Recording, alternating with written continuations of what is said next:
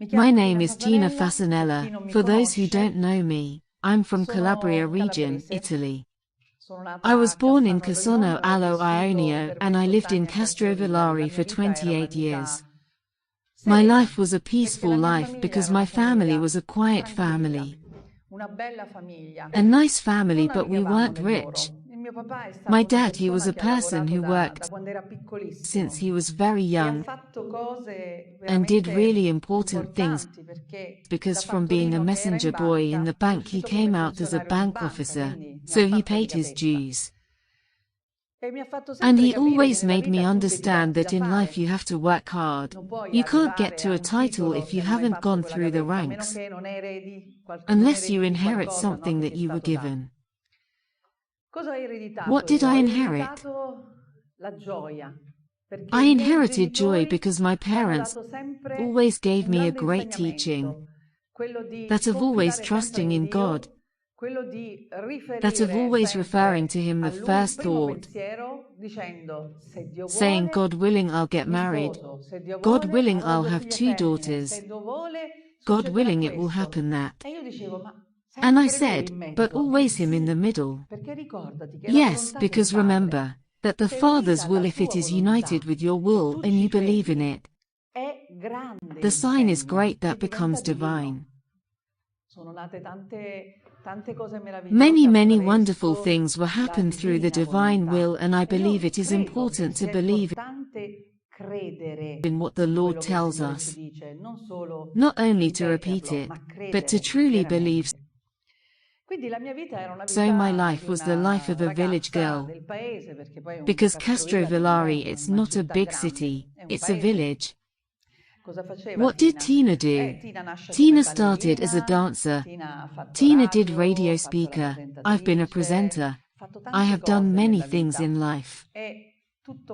And everything Tina did, there was always the so-called feedback from the human being who saw me as the beautiful girl, the beautiful, attractive woman.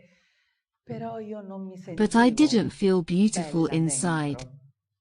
I could be beautiful outside, but I didn't feel beautiful inside. Why I didn't feel beautiful inside, I understood it later. Something was missing, indeed the only thing, God.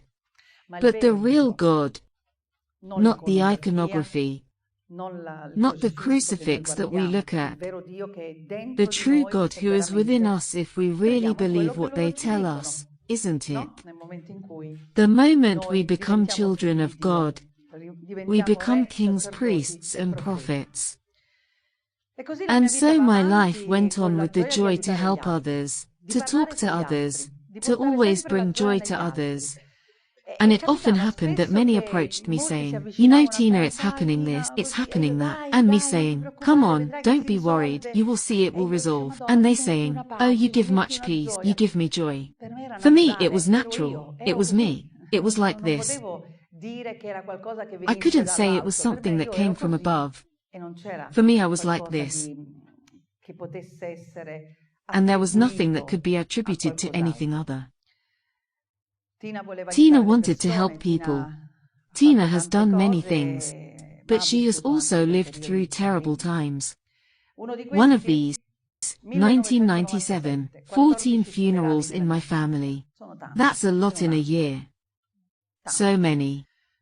People very close to me, friends, cousins, close relatives, faux relatives, friends, and then the collapse of a marriage, because I got married in 1991. In 1997 the hand of the one, I call him the one below, wanted to destroy my marriage. He didn't succeed. Because if you belong to God and believe in what they are the foundations of the marriage, you fight. Because it is not when everything is going well that one can say that it is a great love, but it is when there is war at home that must absolutely be highlighted, that courage and strength. And so, it happened that, among these people who die in that year, 3 people fall from the bridge. dad and 2 children. We were in close relationship. These people represented a joy, because we always met with the sister, who is precisely the sister of my sister-in-law, who lost her husband and 2 children, and therefore I knew them very well. When this thing happened, I realized it was tragic as a moment. I lost my husband 4.5 years ago. The pain was devastating. I dare not imagine what can be in a pierced heart of someone who loses a husband and 2 children. And not only the pain in this sense, also the economic problem, because funerals cost a lot. And therefore in the idea of wanting to help people, that has always been something I've always wanted. I liked giving gifts. I love giving gifts more than receiving them. It's something inside me. I can't say why this happened. So I said to myself, I have to help this person. How can I help her? But while I was deciding this, I also want to highlight a detail. I have always had great respect for money, especially other people's money, so I couldn't tell my husband, love, we have to help this person. Who is it who decided to help the person? Me. And it was me who had to do this. Too easy to say, give me the money, will help her. Isn't it? So for me it was getting to what I had desired in my heart, and I wanted to do it at all costs. I'm stubborn, I'm headstrong, I'm Calabrian. Thinking. I was living intuitions that I didn't have yet understood, but in the end I realized that maybe I could use one of these intuitions. In my ignorance, what did I do? I said I could, since I had likes for the numbers, maybe play the lottery game, win lots of money to help this family. I had no money problems. I was fine economically with my husband. My husband was an accountant, so we didn't lack, let's say, that economic serenity. So I didn't do it under the pretext of saying I'll get to have something. It was just the idea of wanting to help those people. And since I was thinking about the 2 or 3 funerals, how it could change their lives, I said exactly this. I absolutely have to find a way that such money could be so much. And the gambling is not of God, and the gambling is not God's.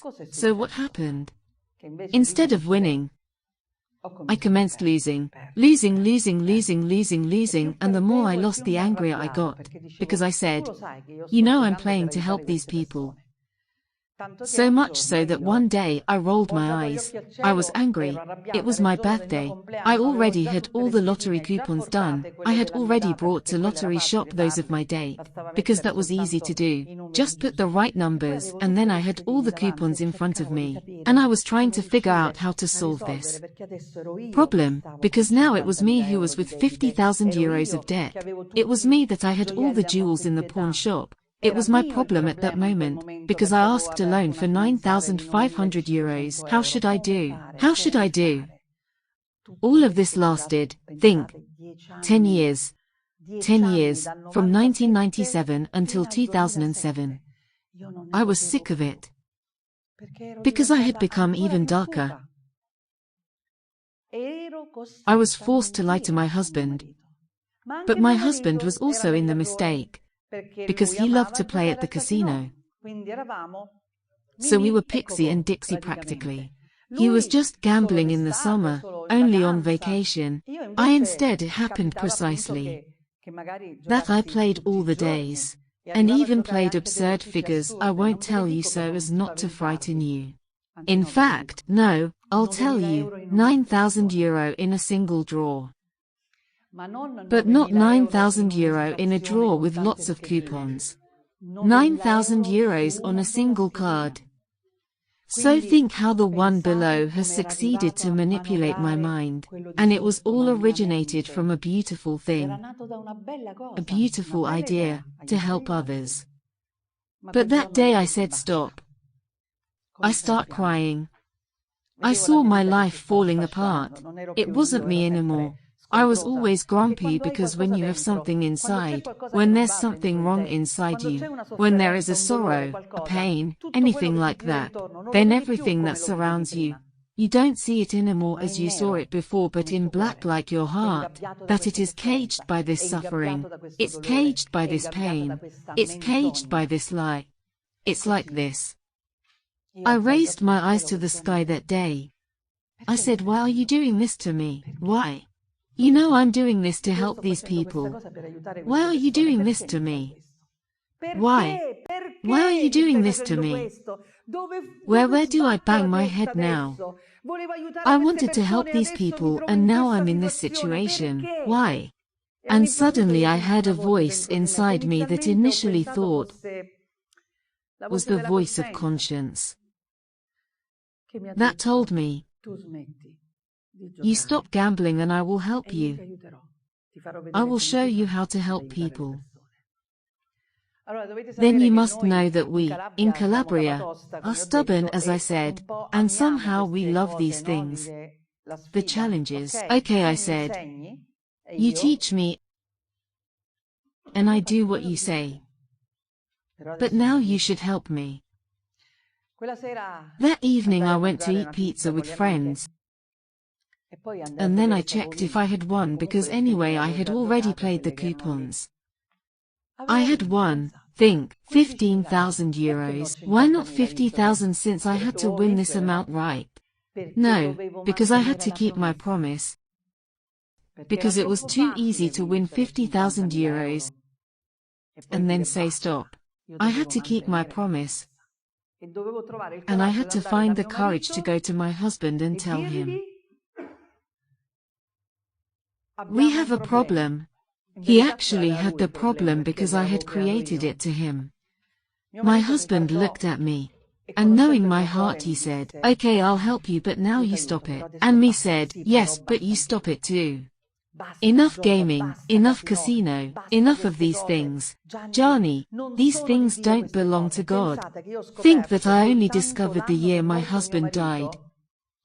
I went on vacation, where we always went to the casino, went on vacation to the babysitter's house because we didn't even have the money to take a vacation. She paid for a ticket and met someone who knew my husband. He was a chef de partie. The chef is the one who stays near the gaming tables, and then there is the croupier. The chef is the one who looks at the green tables and myself by talking about my husband's death, the fact that we always went to gamble. He said something to me that made me shiver. But you know, Tina, that roulette is the devil's game. Oh well, I know that in general the gambling belongs to the devil. No, the roulette is the devil's game, he said. I said, but how come it is devil's game? He said, I'll explain right away. In the roulette there are numbers ranging from 1 to 36. 0 plus 0, it's not important. The numbers are from 1 to 36, and he makes me count 1 plus 2 plus 3 is 6. Now you count 4 plus 5 plus 6 is 15. So 6, 7 plus 8 plus 9. Always 6, 6, 6, 6. I said, damn it. And we had been playing since the year where my daughter was born. It was 1992 until that year. Think how much money we threw in those places. But the most absurd thing is that the total of all those numbers, 1 plus 2 plus 3 up to 36 is 6, 6, 6. I understood there that this thing was really diabolical. But we have not noticed it. Like many of us, we do not notice how we are enchanted, and we convince ourselves that what we are saying and doing is right, like the habit of smoking. Right, the same thing. Stop smoking.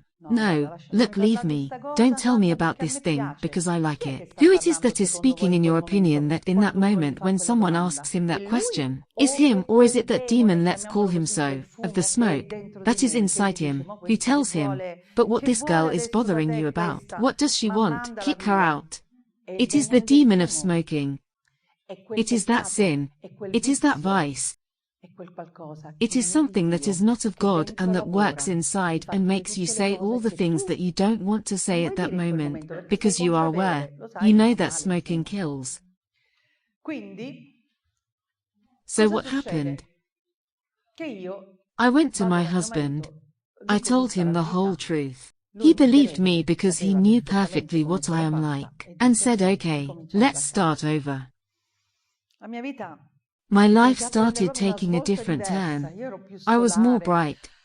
I got off this rocky weight of these years, of this gambling, but also of the lies themselves, because then, in the end, you lie all the time.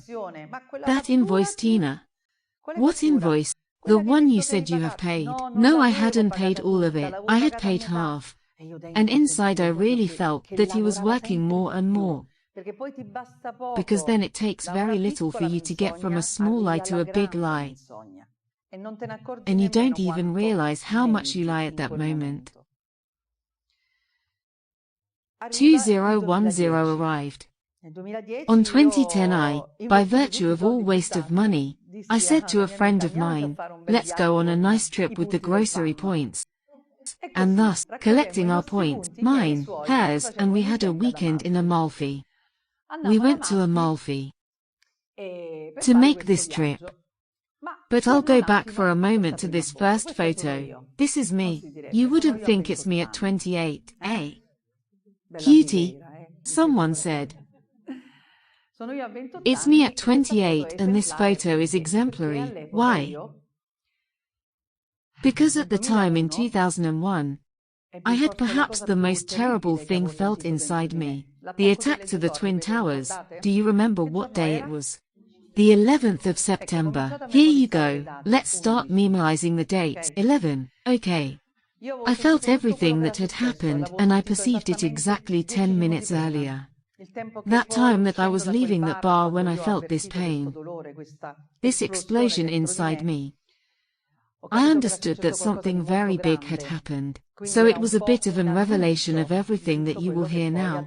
But that time I didn't understand it. It was something that was inside me and I did not understand. So what happened? It happened that I go to a person who studied the paranormal. I didn't know that exorcists existed, because I was with the church, but in a respectability modo, because you had to go to mass because it's the habit. But I had great respect for God. Yes, indeed. That's why I spoke to him. The Heavenly Mother for me did not exist. She was just Jesus' mother. She gave birth to him.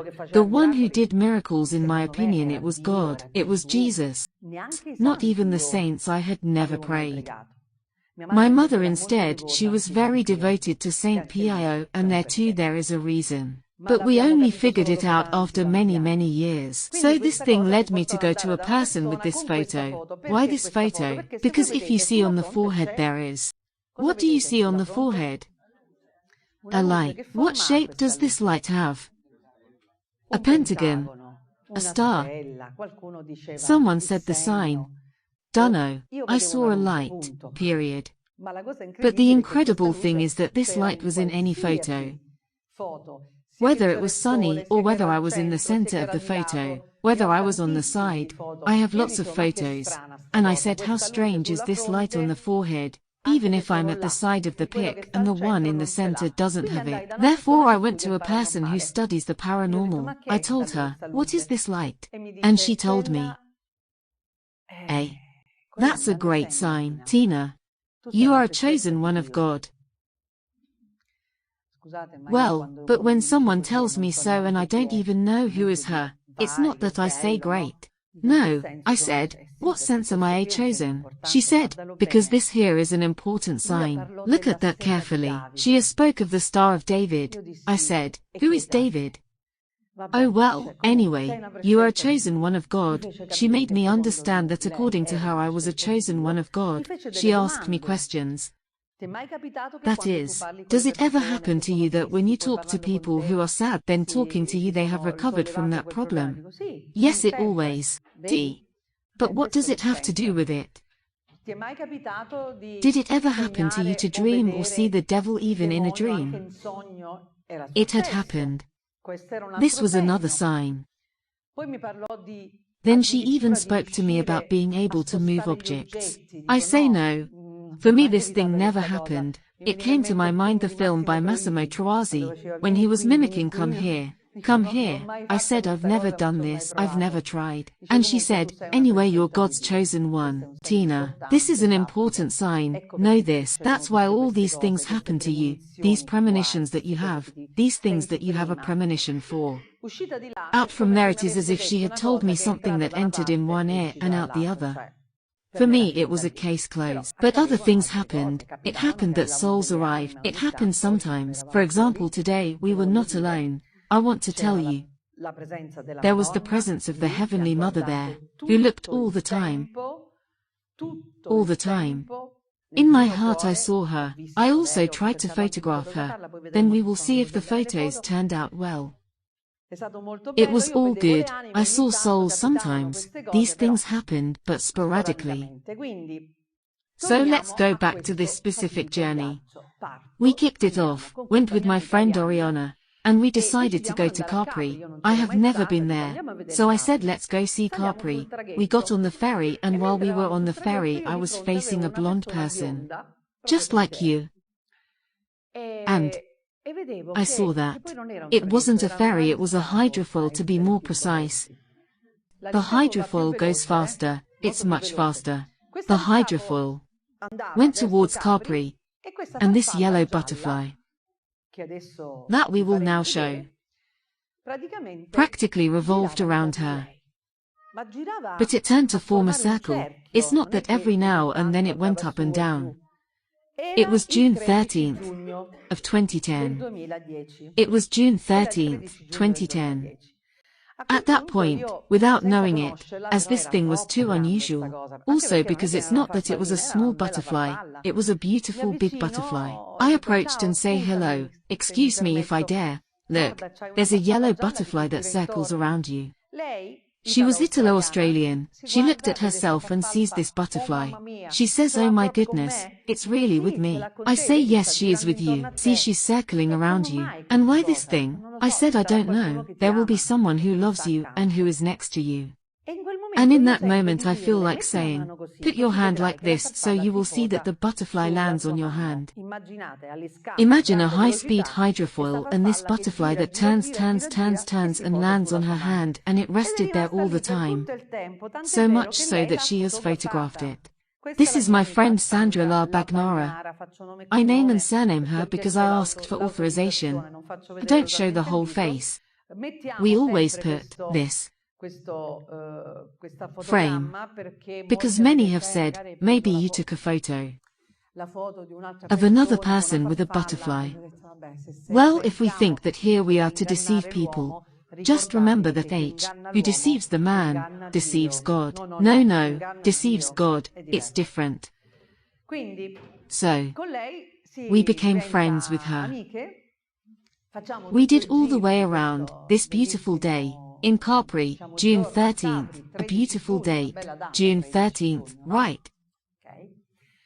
And so in the evening she said, come on, let's have dinner together. Okay, let's have dinner together. While we were having dinner, she was right in front of me. And I see that behind her there was a soul. Well, and now how can I tell her so? The butterfly matter had already happened. Now I had to tell her that there was a soul, and the soul I could see, well seen as I see you. It was not as it is when a soul has ascended, that it is seen for a moment, and then it is no longer visible. This lady's soul makes me understand that she was not her mother, not her grandmother, but she was the one who had her grown up. And she embraced her sideways, this way, not frontally, as usually one does. And she makes me understand to tell her all these things. So I say, Sandra, look, here is a soul of a person who tells me she is someone who raised you, but she is neither your mother nor your grandmother. Then she gets frozen and says, my aunt. It is my aunt who raised me, and she, the soul, smiles at me as if to say yes, it's me. There was a moment of emotion and I said, look, she hugged you from the side. It's strange, she recognizes this thing. So she starts crying and said, "Tina, how is this possible?" I said maybe it was yellow butterfly that was circling you. So incredible about this thing. We start talking about angels. That evening we started talking about angels and suddenly, while we were talking about angels, it comes another soul, always for her. He puts a hand on the table between us. I had Sandra, her friend Sandra, me, and my friend Oriana. He puts a hand on the table and says, "Since you're here, I take chance of it. Because I'm passing through. And I would like you to tell my niece that I love her so much that I am sending her a kiss. A big kiss from Uncle Ciro." I didn't understand. Gino or Ciro? I understood everything else well. I saw it well. He was like the actor Lino Banfi as a person, balding with some tummy. So I had seen him well. I could absolutely recognize him in the description to make her understand who it was. It hadn't been easy, in short, to talk first about the butterfly, then about the aunt. Then after, what it could have been. At that point I tell her, "Sandra, listen, I have to tell you another thing. It has come another soul here." And tells me that he is named. I don't understand if Uncle Gino or Uncle Ciro. But he said that he's passing by.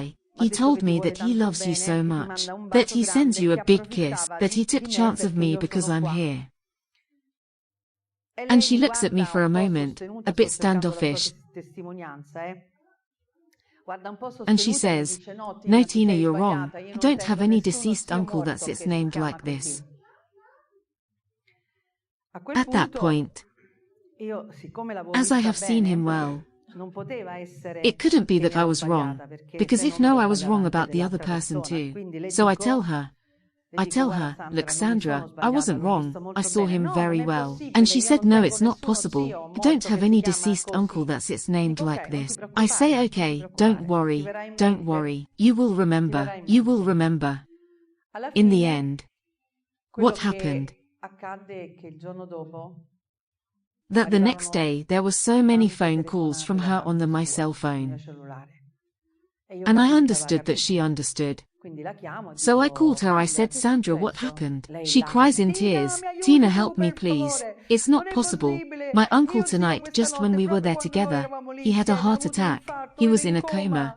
He went to coma, my Uncle Gino. My Uncle Gino got a heart attack. Tina, you have to tell me if he will die.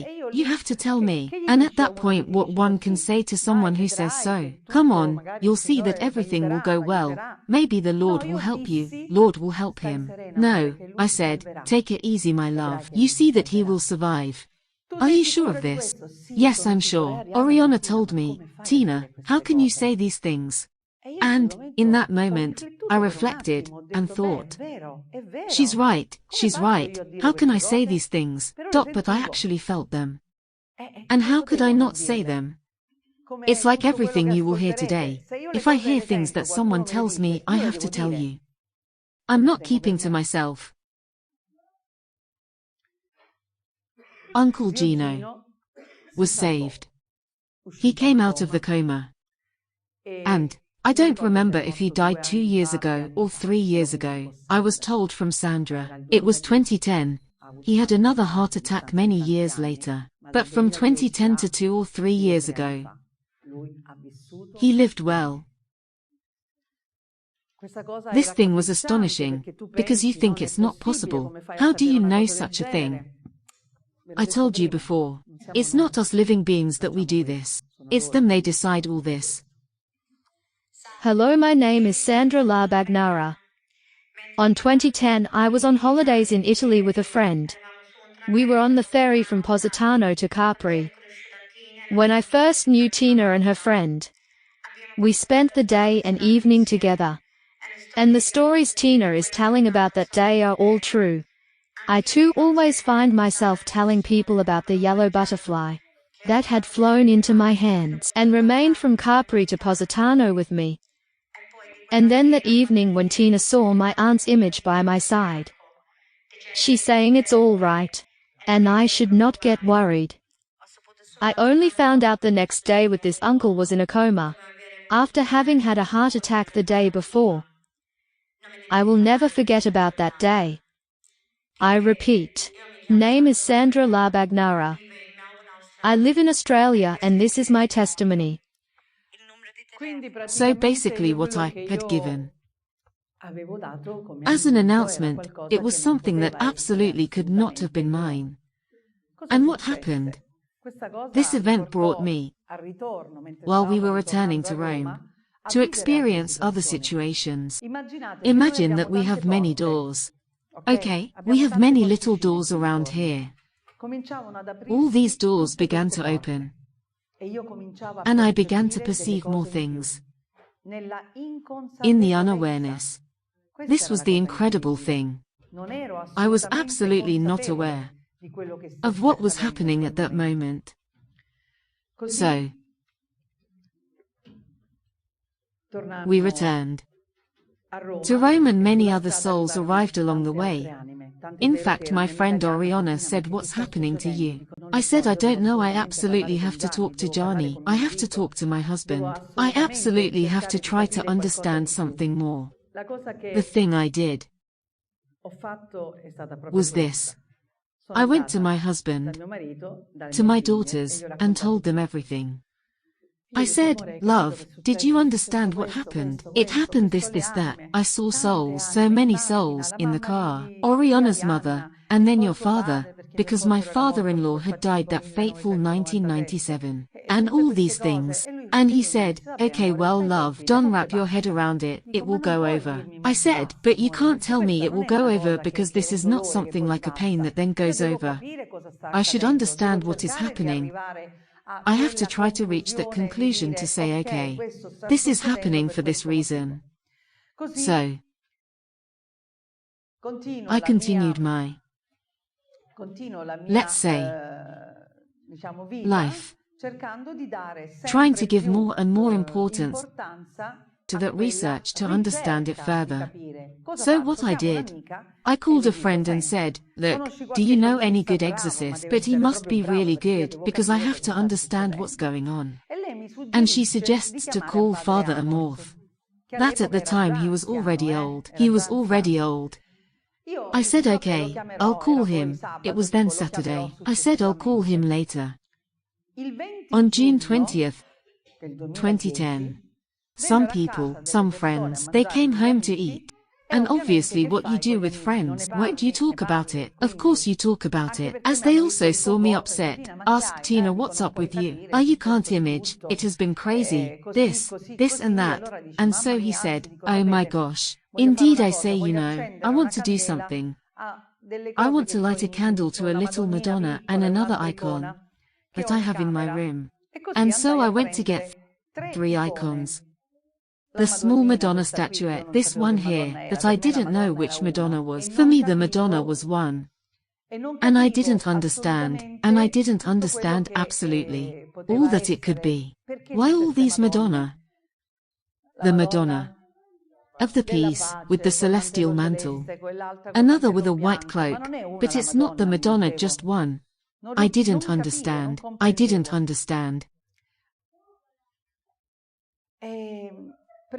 And I took this little Madonna. I took this little icon, but I didn't even know what icon it was. It was Jesus. For me, it was Jesus. That was enough for me. So I took these 3 icons. These 3 icons. One that you are looking at now, then Jesus, and a crucifix that has disappeared since that day. I don't know what happened to it. Honestly, I believe there is a reason for that. One day it will appear, it will arrive, and when it arrives we will probably understand why it disappeared, and I haven't seen it since that day. And I put the candle holders, you know them, in front of all 3 icons. The last was Jesus. Because for me he was the most important. Jesus was indeed so. The last will be the first, as it is said. So I put the candles. When I get in front of Jesus, I hear a voice telling me, "Blue cloak, returning from Capri, I asked a friend of mine to come home because I needed to have a talk, to speak to someone. This friend of mine came.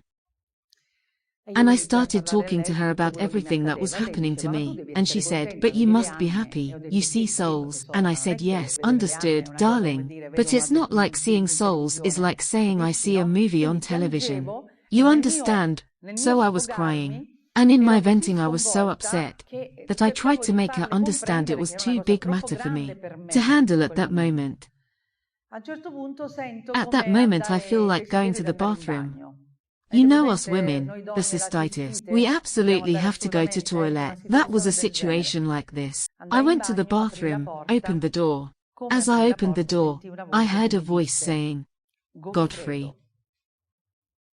And since I had spoken recently what was happened to me in the car with my friend, I asked to myself, who is this Godfrey? So I went back to Christina. I said, "Christina, but do you know someone? Do you know some soul called Godfrey? Some uncle, some relative?" She says, "No, I don't know anyone." Me neither. I asked to myself, who is this Godfrey? This voice comes back to me and says, "Look for me." At that point I revert to her and say, "He told me to look for him. Where I'll look for him?" "Well, Tina," she says, "pick up the laptop." So she gets the laptop and we type, "Who was Godfrey?" It comes out only one result. It is called Godfrey of Bouillon. When seeing that it was Godfrey of Bouillon I said, "This one what he wants from me." One thing is a soul of a close person, I can understand it. But such an important character who was not of our day, what could he want from me?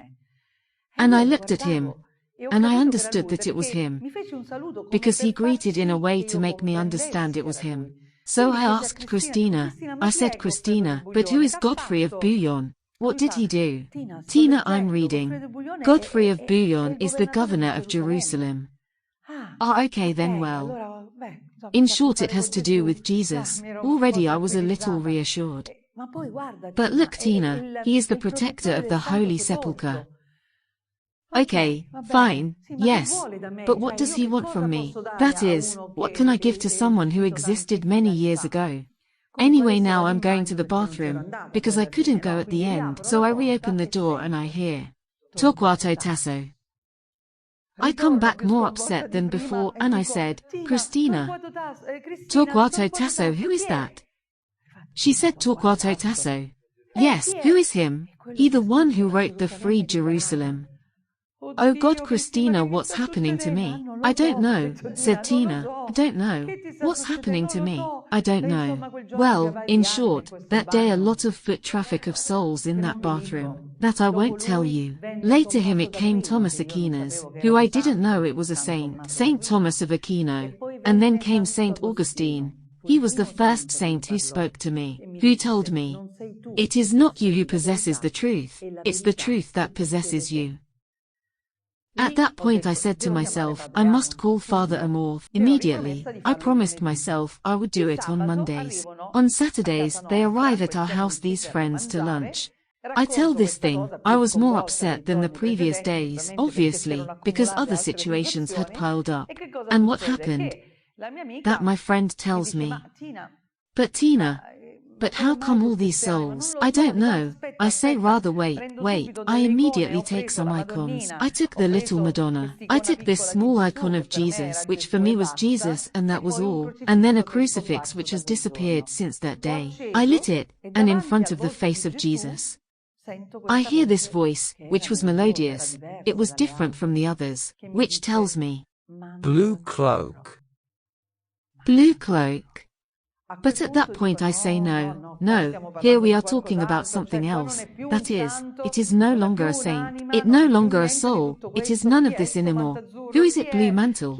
I was crying out to my husband, "Gianni, who is it?" And this voice tells me, "Look for me." I open and close brackets, all those souls that came earlier. They helped me to understand. Let's think about the various steps. We got there over time. The steps that took place were supposed to help me understand what were the tools to use to get the answers. And so by learning from what had happened with Godfrey of Bouillon, I said, "Get the computer." And we typed Blue Cloak. The voice that had spoken to me was the voice of a man. I heard it well that it was a man. If you type blue cloak on search engine, two images appear. The Madonna with the blue cloak, and Jesus with the blue cloak. That is Jesus Pantocrator. So we go back to that we were saying earlier. Jesus Pantocrator, I look at him in the PC and say, oh gosh, it looks the same to me. Wait a minute, I said, this you can't see if it's blue, because I said if it's really blue. Like in this image. It means that Jesus was talking to me.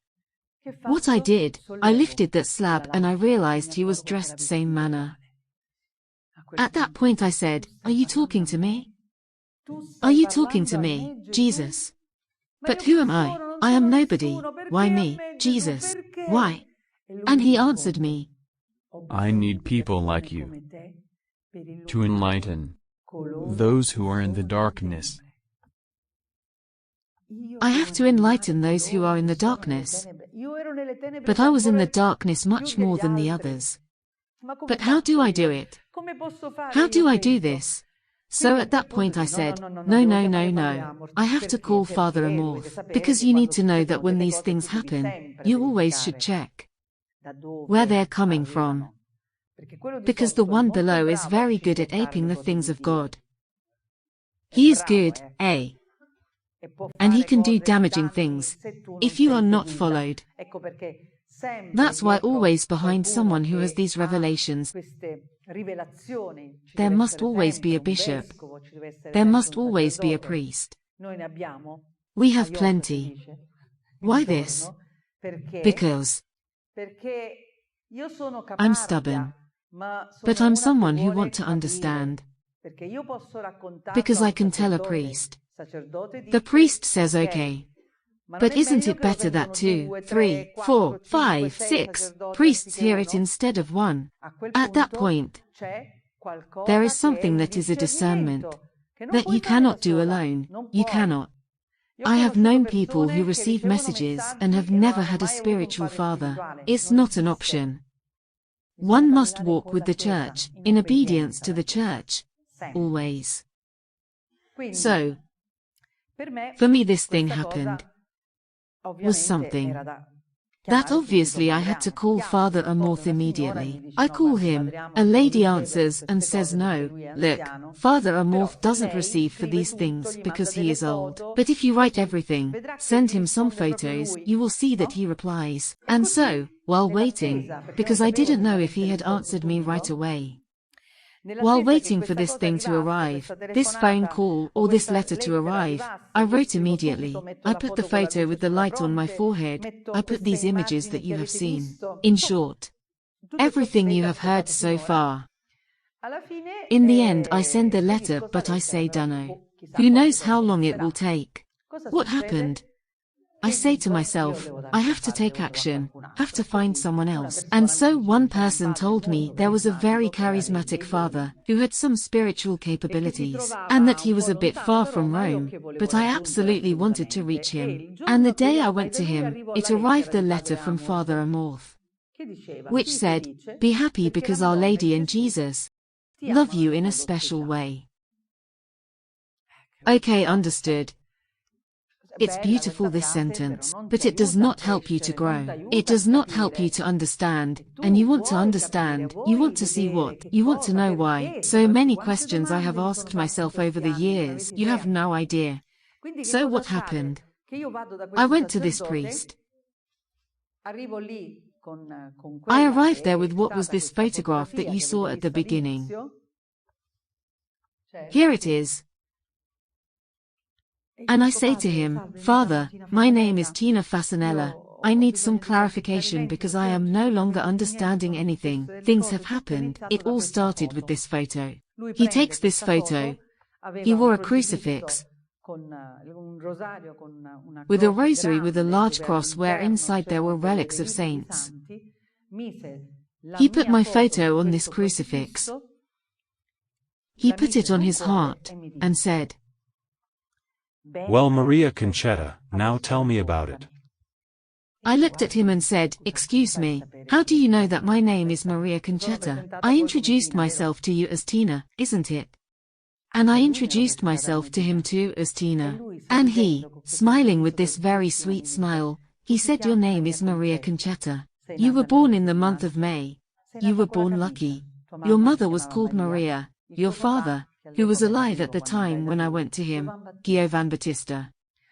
Then later he said, "Your husband Giovanni, as the beloved." All things that I had never considered how important they could be in the history of Christ. So, I began to cry and telling him a bit of what had happened to me. And I said, "Did you get it? I heard Jesus. Have you understood, Father? I heard like this." And him said, "Okay, now get ready." And what should I get ready for? Did you understand that I am in love with Jesus, right? So for me, what could there be of greatest of Jesus? Nothing. There was nothing by now. He had spoken to me. He had said something to me, period. That was all for me. And so, I went out there and start talking to everyone about divine mercy. Because when the priest saw this photo, he said, "You are a chosen one of God. This light that you have on your forehead. Look at it well. If you look at it, it seems the merciful heart of Jesus. From where all the rays of the blood, of the water, they gush out. The divine mercy, do you have it in mind?" No. What is that? It's a chaplet that the Lord donated to a nun, Sister Faustina Kowalska. So, I said, "Well, what I have to do, now you have to pray." How long is this thing? It's not long. But I can't make it, Father, I love him so much, but... You will start pray, you will divulge this chaplet, and then slowly you will reach Rosario Mariano. The rosary, the one with 50 Hail Marys, too long, no, too long, Father. Slowly you will see, it will grow that you will fall in love with everything she will do in your life, and you will understand how beautiful it is to pray. Okay, so I started talking about divine mercy to everyone. He also made me do the prayers of Saint Brigida, because for a person who experiences certain things it was a great protection. Okay. And so I started talking to everyone about what was happened up to that time. My house began to be crowded. Do you know Natuza? Here is Natuza. I had never had the opportunity to know her in life. And one day she showed up, as a soul, in front of my bedroom door, and she told me, "My daughter, get ready, as then your house will get full of people." When I saw her I cried, because for me she was an example of great love, of great suffering, of great graces, because she used to speak to souls since she was little. She used to speak with Jesus, with Our Lady. I thought how wonderful, how much it can be nice to help the Lord this way. And so, I understood what she was saying, because in fact my house had practically become a bustle of people. A bustle of people.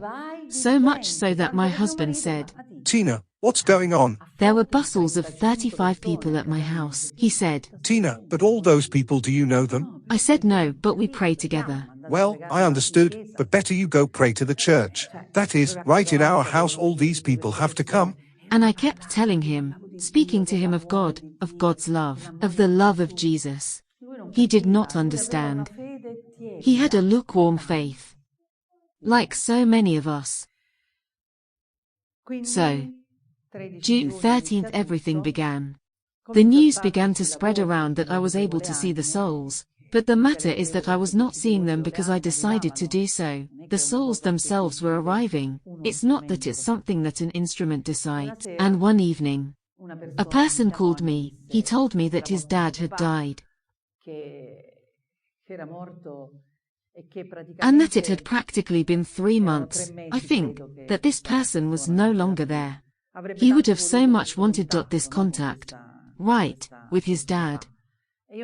And I got angry at that moment because I said, "You don't have to approach me to find out about souls,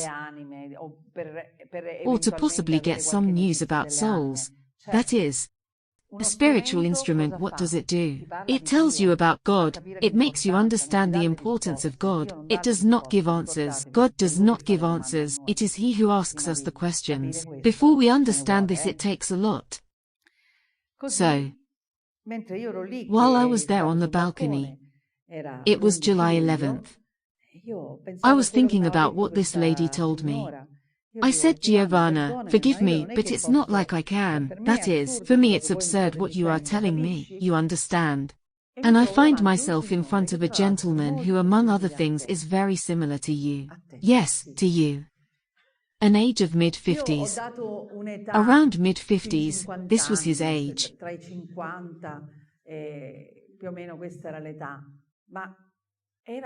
He was curly-haired, white striped shirt.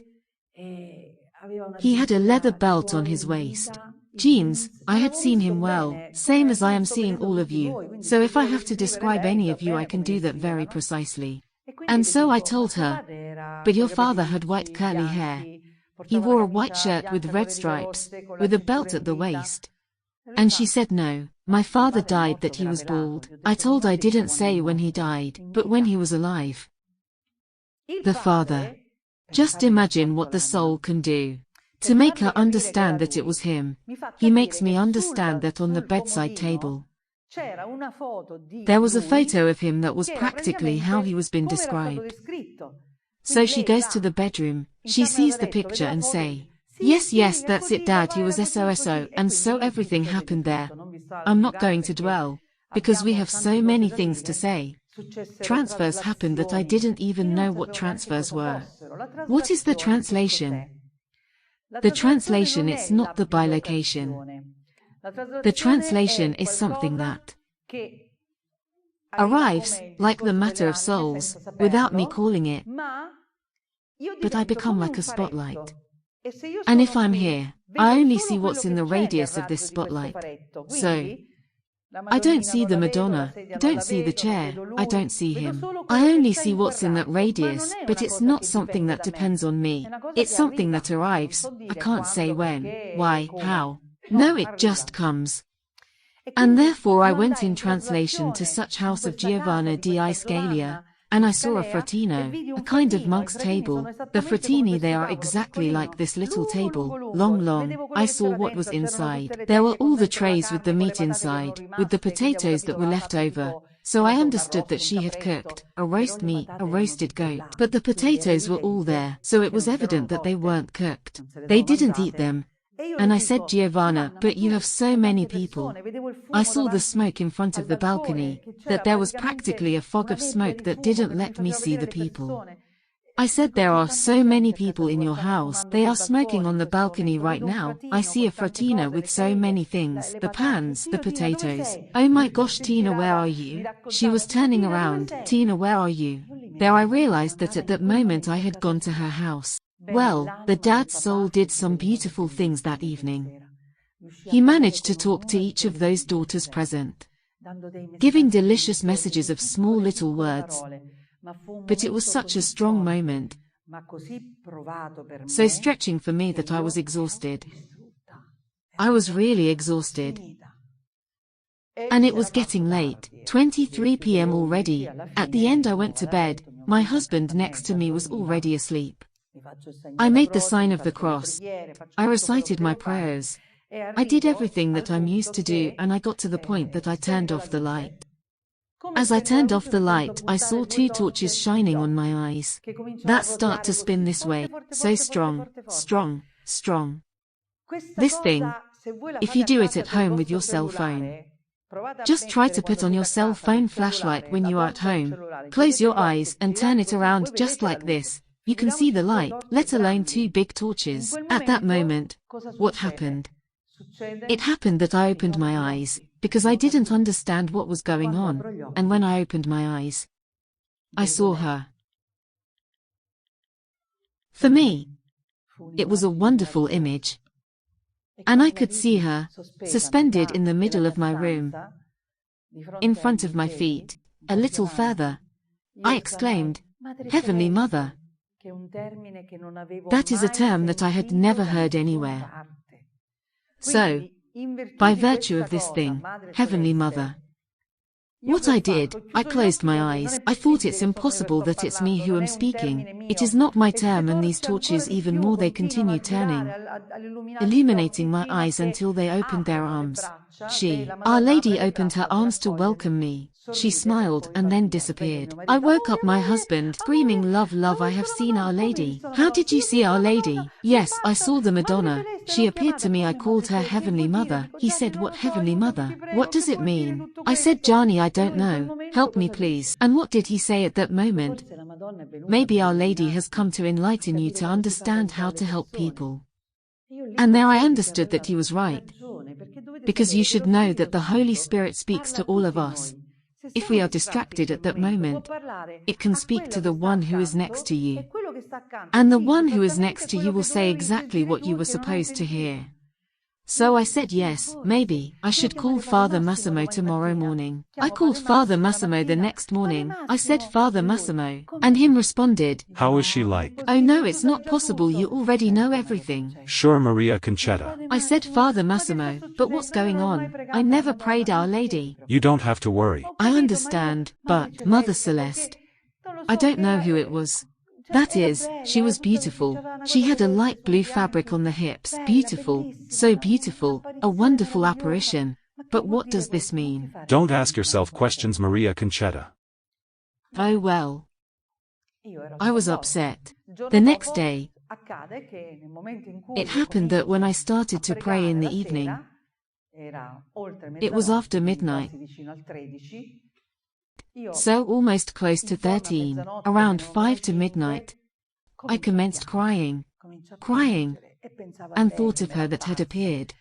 And I said to myself, "But you appeared to me, I never prayed you. But how is this thing possible that you came to me?" And I cried, I fretted, at the suddenly, over midnight, a warmth comes towards me,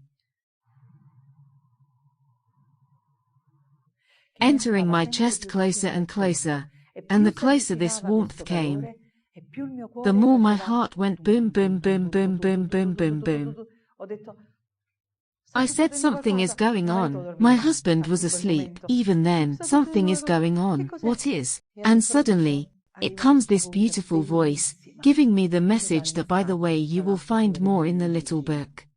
My beloved daughter, you don't have to fret, because whoever prays to me is to reach my Son through my intercession.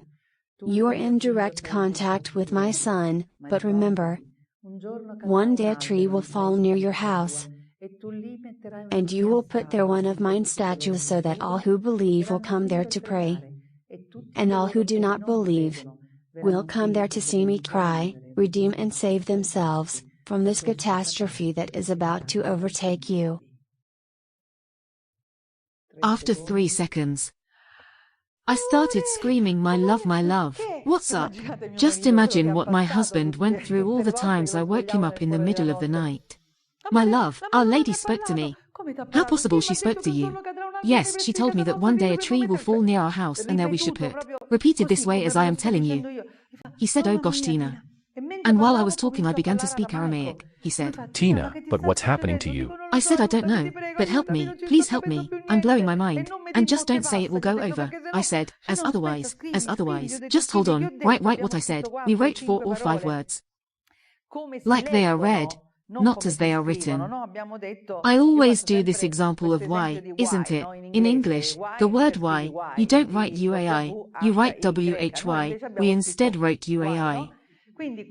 So those words written as they are read they meant, once translated, one day big party around tree. From there what I did the next day, I called Father Massimo. I said, "Father Massimo, you don't know what happened." He said, Tell me. I said, "Yes, do you understand, this thing happened." Then he said, Well, then, now the tree will fall, everything will occur. "But how will the tree will fall, and where the tree will fall, and what if I don't see the tree when it falls?" You don't have to worry about it, Maria Conchetta. Now I won't be able to guide you anymore. "What, you can't guide me anymore, and how can I do without you?" Don't worry, the Lord will put someone else next to you. Well, you can imagine I was appalled. He was the only person who gave me explanations. Dunno, he wasn't there anymore. He was put aside. He was put in a hermitage, because he had special spiritual charisms in my opinion, and then I didn't know anything about him anymore. I don't know anything anymore. This thing saddens me a lot, but, in fact I had to walk on anyway. Why? Because we should not tie to the human being, we should bind ourselves to God, so it was important that I understood step by step what it means to walk with the Lord. So at that point I realized Our Lady gave me a signal. The people who came in fleets at my house back and forth, we looked out on the balcony. We looked deep distant and I said, oh goodness, just think when the tree will fall. Who knows if I don't see it? Who knows where it falls? And assume if it falls behind that building and we don't see it. And everyone said, oh goodness, Tina, but we don't know where it shall fall. My husband, who was the one unbeliever, he was inspired actually from the Holy Spirit, because he said, Oh Tina, if Our Lady told you that a tree will fall near our house, you don't have to go looking for it.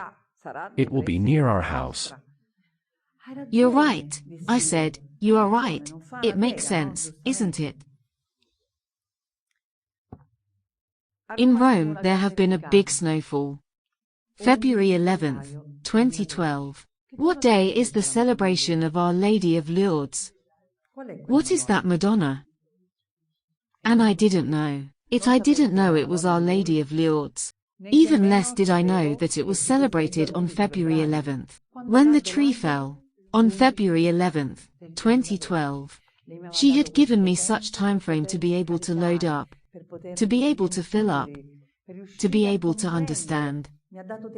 She gave me pieces that slowly became placed one at a time next to each other, that are forming this mosaic that he spoke about this evening. Because everything he said I didn't get there. I didn't know these things. Because everything I've known, I got to know through them.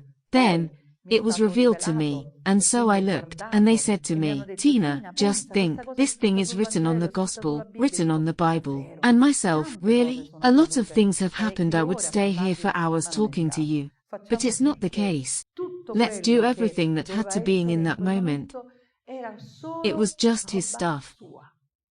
And so I said to myself, so it will fall the tree. Then the tree has fallen, so now I have to buy the statue, right? And my husband said, wait, don't buy the statue. The tree is still there. Why is still there? Because when this massive pine fell, it had practically all the branches that were hanging down. Okay. Therefore they had first of all to come and clean the whole avenue. All that avenue. Think the only time they cleaned the whole park under my house where I lived until 2 years ago. It was that day in July. And I won't hide that in my opinion it was also the 11th. But I can't swear to it because I didn't sign the date on the notes. However, in the month of July they came to clean this park. They cleaned everything, they removed all the tree branches, and left practically this tall trunk halfway. So I wondered, you have come, you have cleaned everything and you left the trunk. And now where I put the statue? Where do I put it? And I didn't understand this matter. I couldn't understand what it was. Oh well, so I didn't buy the statue. Why? Because my husband kept telling me, but now if you buy and put the statue, what if they steal it? And then if they break it? And then if they report you? I said, really? Well, that is a park. It's not like you can put statues your way. So I called a policeman. I said, Mario, but if I wish to put a statue of the Madonna, do I need a permit? Well, Tina, if you wait, that will give you the permission. You won't put this statue anymore. It will take 10 years, so you just put it. It's the statue of the Madonna, it's not a big deal. They won't report you. If it was the statue of another, let's say, historical figure, I would say, did you get crazy? So I didn't buy this statue. I didn't do anything yet. Because in fact this trunk was still there. But in the meantime people came and went from my home, and the woman who was helping me at home at that time, her name was Liuba. She saw all these people coming in sad, going out happy, such as, Ciao Tina, thank you, thank you. So one day she approached me saying, Mrs. Tina, can I ask you a question? Sure, tell me. But what do you do to all of these people? They come in crying, they go out smiling. I said, look, I tell them about Jesus' love. Come here, and I told her the whole story. I told her everything that had happened.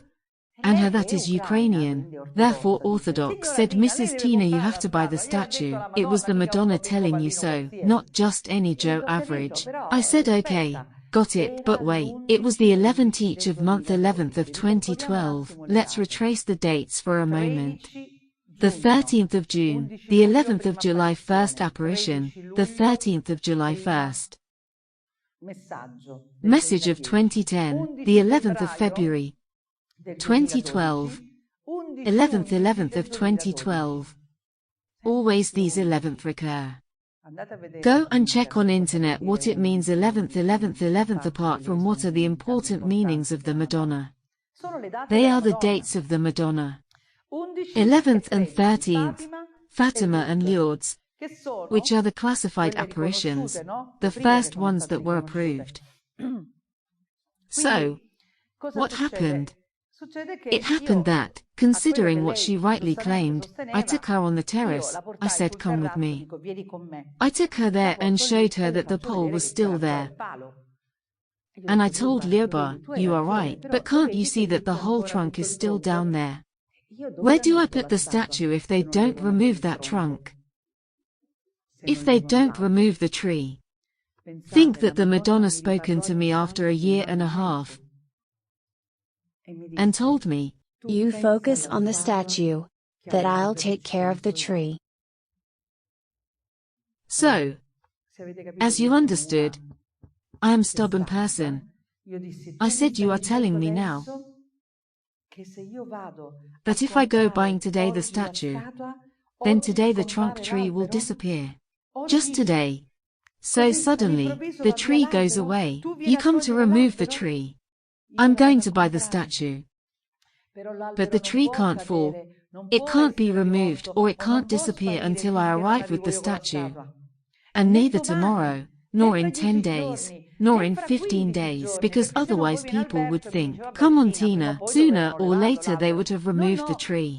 No, you told me to buy the statue that I'll take care of the tree.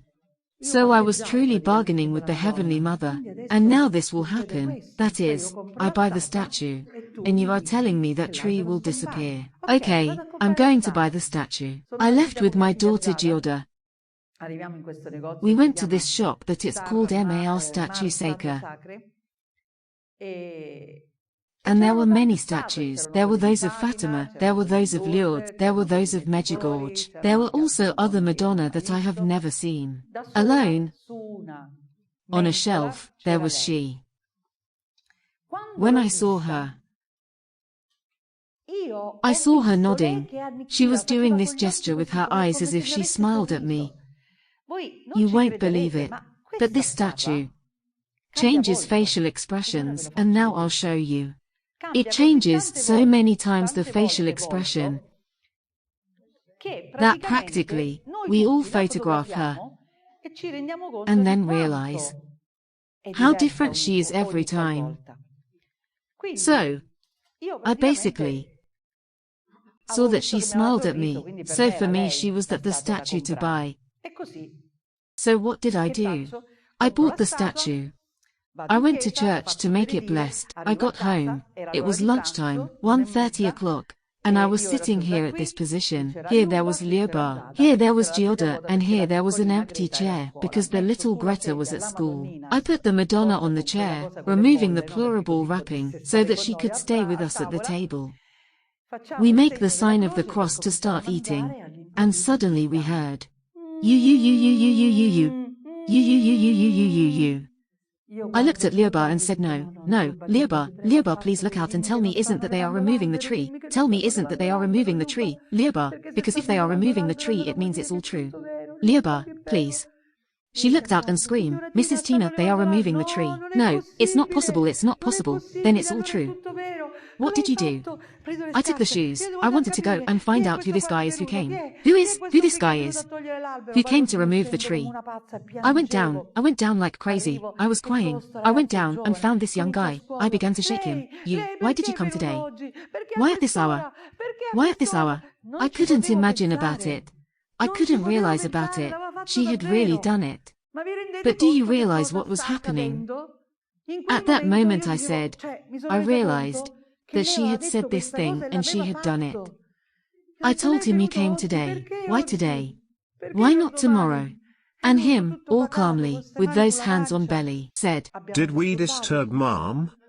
It was 1:45 p.m. in fact, it could have been a time when these noises are not to be made at that time. I told him, you didn't disturb, but you must tell me why. You must tell me why, please. You have to tell me. And then you should remove everything. You see this thing here? There was the whole mound of earth. You should remove everything because here I have to put the statue of the little Heavenly Mother, and therefore it must all be flattened. And he told me, Why? You want to remove the only tangible sign that will remain of this miracle, because it is a true miracle, isn't it? I looked at him and thought, how come this one knows all these things? Who told him all these things? But at that moment, believe me, I was so shocked by what I had experienced. But it wasn't the important thing who he was. How did he do it? The important thing is that what the Madonna had said, she did it. She did it. At that point, I said, okay. I reasoned, I thought he is right. If I now put it here and tomorrow they'll come and remove this mound of ground, they will break the statue. Instead I will put it there, which are not even a few meters away. If you see, from where the arrow is, where are the roots of the tree, that has then been the place of the statue. If I will put it there, they won't break it. So, what did I do? I turned my back and walked away. This is the place where there was the tree. Then we made this flower bed. Can you see how long is the avenue? Here imagine that this man was located at the bottom side of this photo, not at the end of the avenue, and this photo shows you from the opposite. Look how long is the avenue. So I was practically near the holy kiosk. Can you see the kiosk? This is the kiosk, okay. Now there is the holy kiosk, before there wasn't. Then I turned around, and this man was gone. Where did he go? He disappeared. But believe me, it wasn't important at that moment where he had gone. Who was this man who had come? For me it was important just everything that Our Lady told me. That is that everything she had announced it was true. And she had done it at that moment. So I went up home. I couldn't figure what was happened. I told the story to my husband. Love, did you see? Wait, calm down. Hey, did you see, love, did you see? The tree has fallen, now I have to buy the statue, And him. Okay, I understand, but wait to buy the statue. No, now I do everything, he said. Okay, do everything, do whatever you want. So for me, I had bought the statue, all that she had said I had done, and now it was necessary to put the statue. It was necessary to pose this statue. Who shall I call to? Wait, I called this friend of mine, Dario. I called him and told him that I needed to put a statue of the Madonnina. Okay, I come to check the place, but you really caught the wrong person because I'm an atheist. I said, oh well, it's fine, maybe you will get converted. Who knows, it could be that. And so I went with him on November 12th to see what was needed. He told me that it was necessary a lot of concrete, that we needed the small pillar, all these things, and then he decided, he said. Look, Tina, I'll come and put it on for you tomorrow, which is a moment I can do it. I said, all right, okay, tomorrow I'll see you here. I realized that the whole slope. Here you see where are the people by the building. It's here where I used to live. The Madonnina, if you can see. How can I point with laser? It's a bit complicated for me. Okay, here is the holy kiosk. Okay, this slope, that you see here, all the shrubs, this slope we used to clean it. But afterwards, that day when he came to put the statue, it was so, all dirty. And I said, my little Madonna, now you have to come here. I have to put you here, and you should see all this mess. Why? Because my idea was that the Madonna should look at my building. It's not that she had to look elsewhere. I couldn't even see her because there was a ravine underneath. There is a road below. But at that moment you can't pass. You can't pass at that point. So I said, now I have to put you here. And everything you see of my building is disgusting. So I said to him, don't have anyone who can come and cut the grass. No, Tina, I don't know anyone. So I said, oh well, my little Madonna PLS take care of this matter. So, on November 13th, let me say a brief digression, on November 11th I bought the statue, and to Natuzza on November 11th the statue arrived. On November 13th I posed the statue. Natuzza put the statue on November 13th, but I learned about this after 3 years.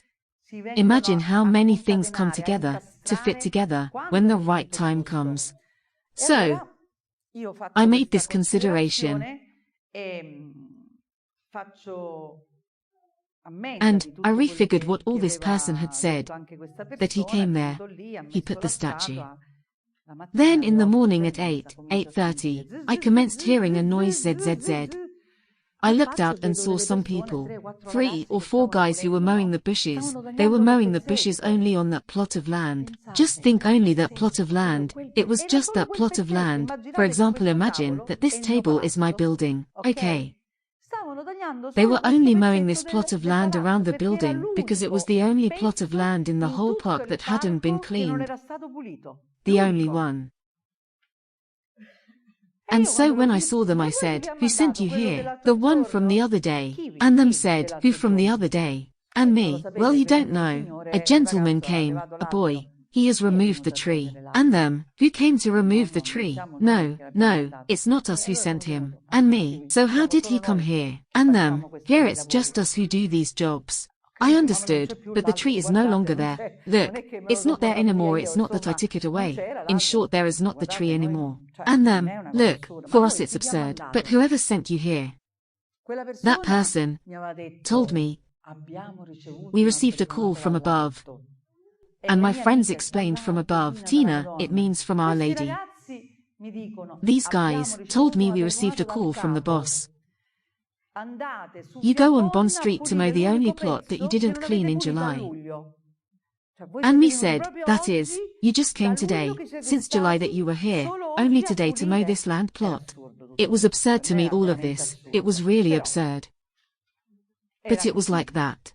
So in the end, I didn't even pay much attention to these things anyway, because I repeat, the important thing was what I was experiencing at that moment. So what happened? It happened that this boy said, well now you'll be happy that I set the statue. And by the way, today is my birthday. Oh, I told him, think about such a gift, eh? What a nice gift. Yes, Tina, I need a job, but at this moment there is no job. And at that moment I had a vision that he would get a work. That he would renovate an apartment after the Christmas holidays.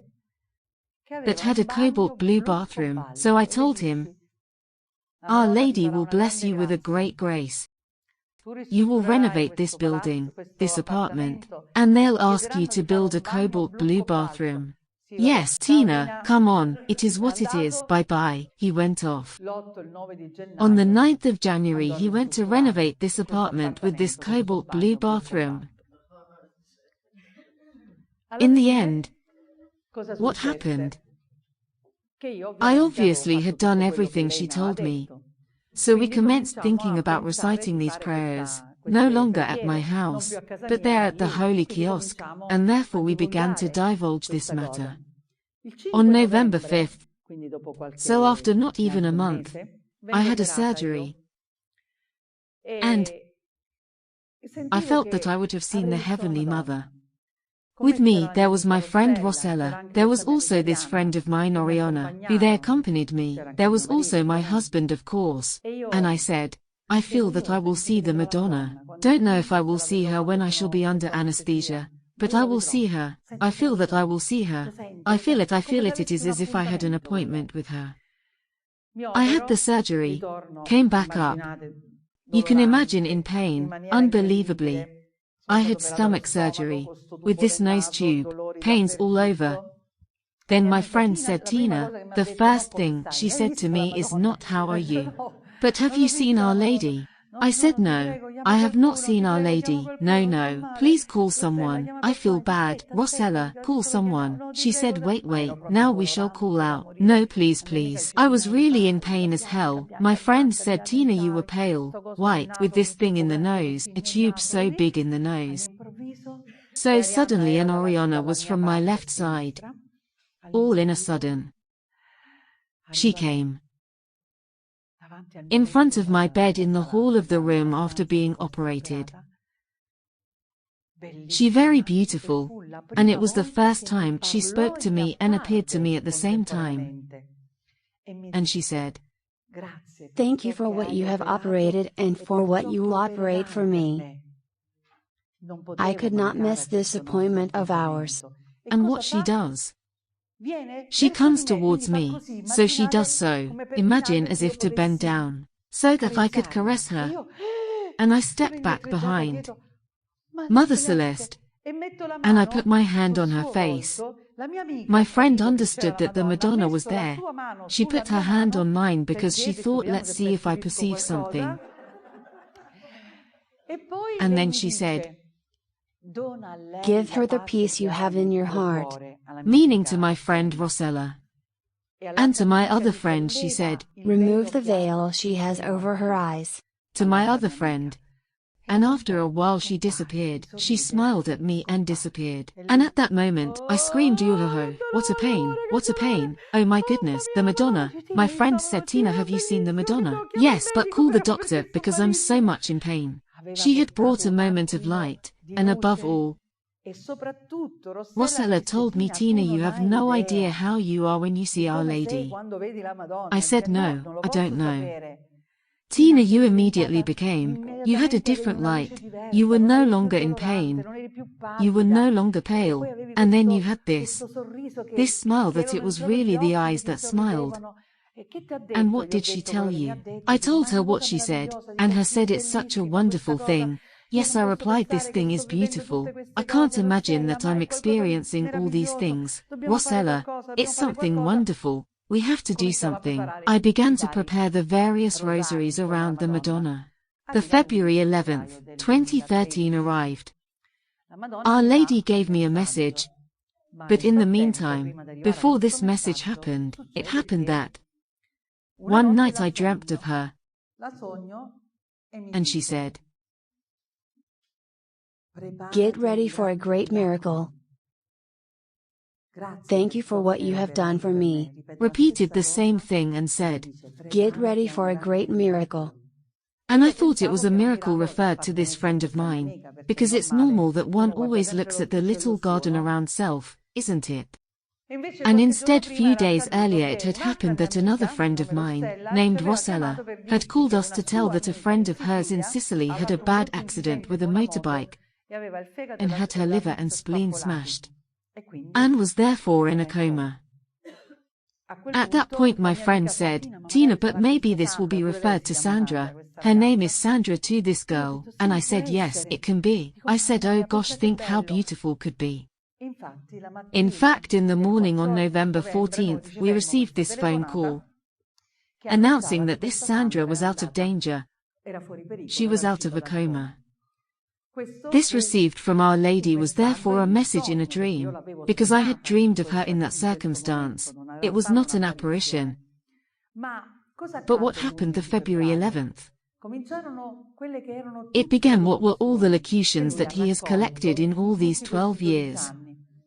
And the locution that she gave me that day, it said, "My beloved daughter, whoever approaches me today with confession, charity, fasting, the Holy Rosary, he will enjoy of a great miracle.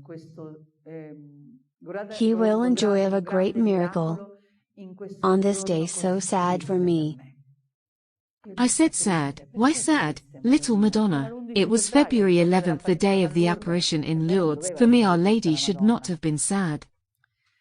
I did everything she told me. And in the end, After having done everything, I went to buy a beautiful white azalea and I took it in front of the statue. But I found it like this. It was no longer that beautiful statue I had bought. And if you see, there is a big difference. As you can see, here it almost seemed that the eyes were swollen, defaced. The colors. If you imagine this photograph that you see like this, I saw it live, and I saw it like a human face. But I saw a face that was sad. I said to myself, but what have they done to you, Madonnina? You are no longer the same. What happened? I didn't understand. I didn't know that the little Madonna of the tree would be known as the Madonna who changes her face. And you saw all the faces before, different ones, that she displayed. We caught this so many times that she appeared sad, in a different way.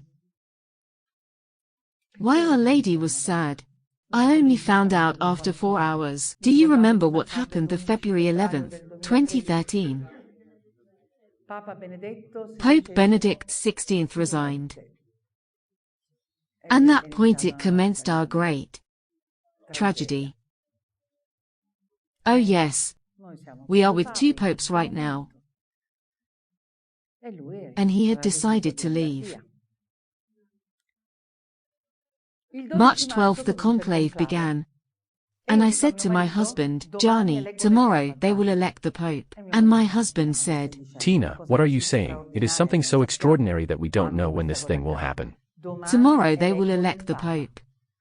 And I'll tell you more, he's none of those candidates. He is someone who comes from South America, but I can't say, I cannot explain because there wasn't a parameter of comparison.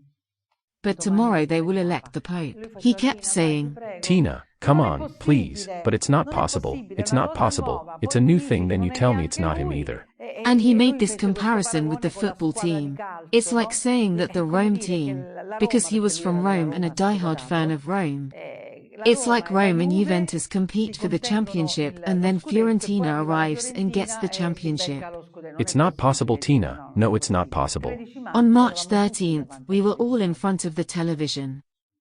3 minutes before there was the white smoke, I said, love, they are about to elect the Pope.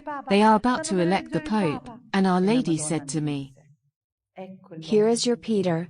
He will change the church, because he is strong, humble, and courageous. After a moment it was announced, Habemus Papam, and him. Oh God, Tina. Did you see? You don't believe me. You don't believe me. Mamma mia, Tina, you're scary. But love, you don't realize. You don't realize. You don't realize. It's not possible that you. Yes, I understand, Tina. Okay, give me time to digest because it's not a simple thing. I realized it's not a simple thing to be able to make a person understand what you live. And from there it all started.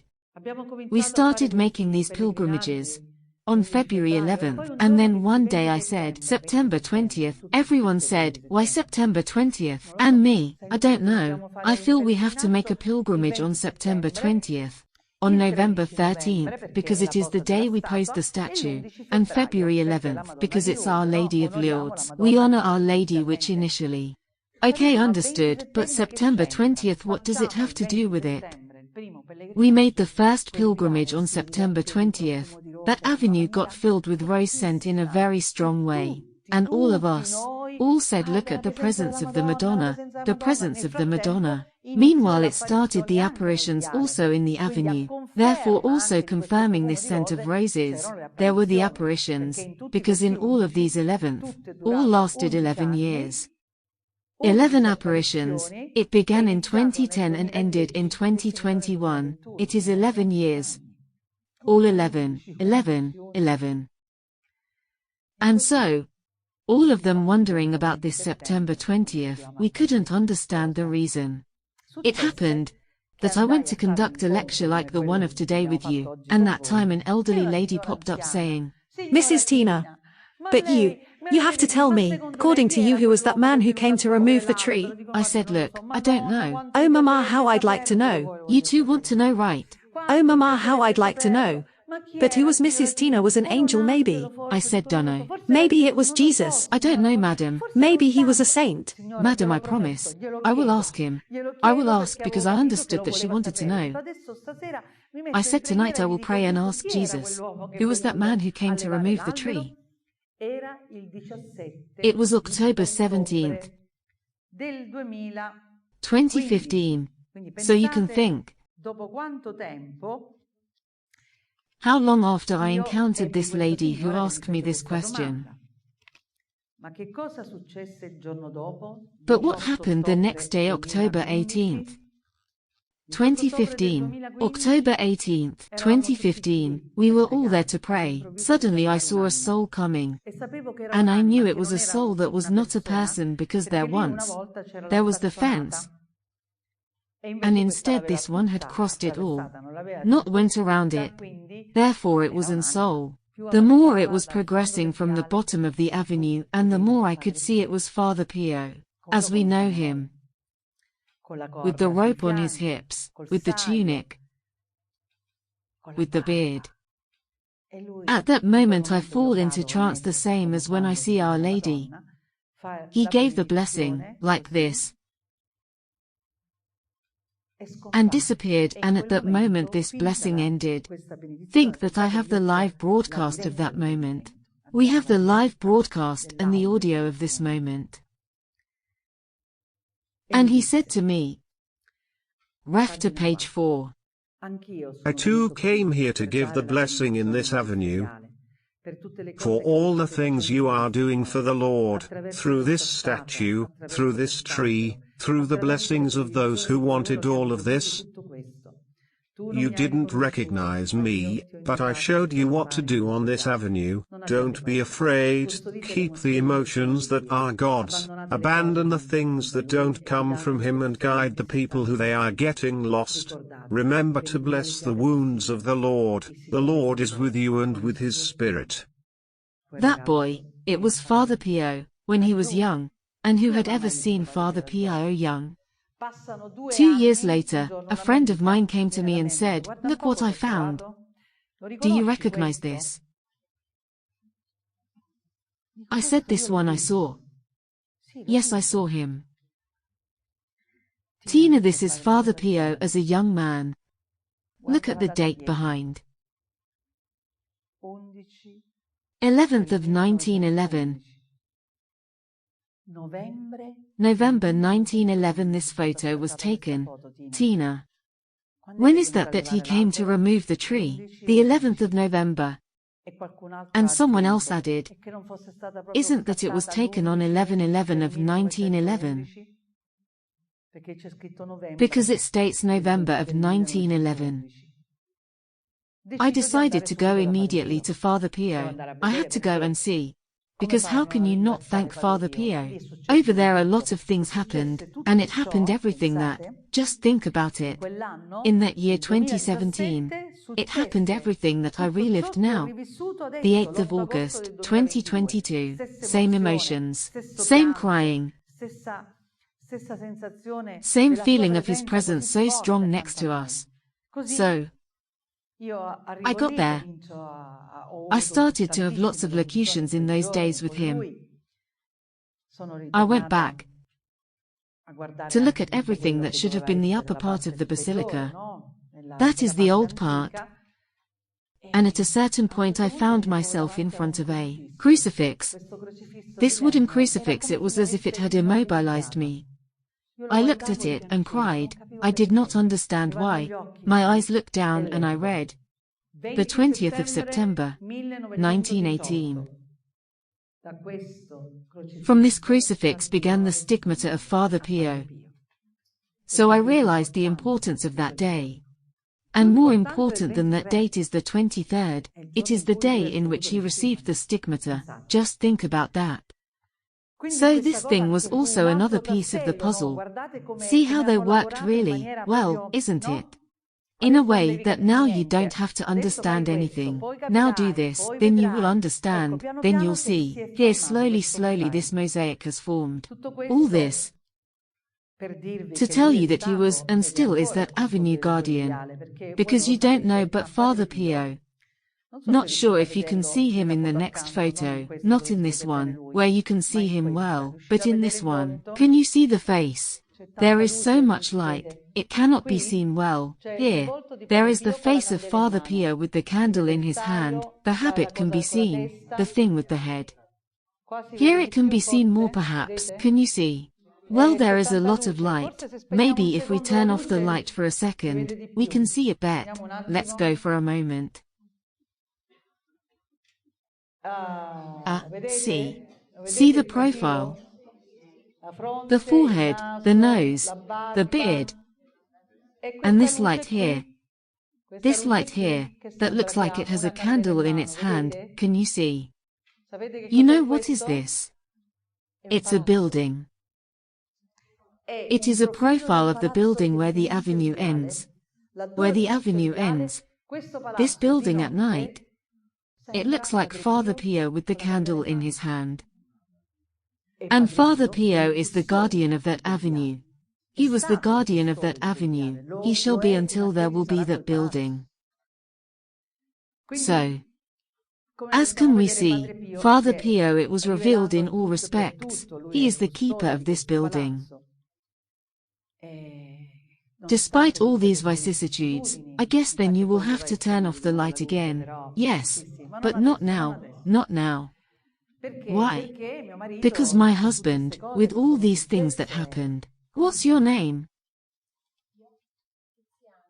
Tiziana. My husband was so stubborn. Worse than me. He still didn't believe. I said, but what must happen to you to believe? And he answered me, I must see him Jesus with my own eyes. Saint Thomas, he practically was nothing compared to my husband. And what did I do? I asked Jesus to show himself, because I thought it must have been important, very important, for his inner healing. Because we are all nice, beautiful and good, but inside, are we nice, beautiful and good? Or is it only the outside of the cup that is perfect? Many care only about that, the exteriority, and I was one of those who cared only that. There is still a lot to work on, it's never finished with the Lord. However, we certainly gave it a good scrub, let's say. We removed many things inside. So I started asking the Lord to show himself. I didn't know how he would do it. It happened that in 2015, just think how many things happened in 2015. Me, my husband with my 2 daughters, we departed. We went to America. We did the tour of America. And on August 23rd of that year, my daughter Greta's birthday, as well as Natuza's birthday. And I didn't know this too. We went to Niagara Falls, and in the evening there were the fireworks. We had read that there were the fireworks because it was a celebration. And so my husband said, let's go to see the fireworks.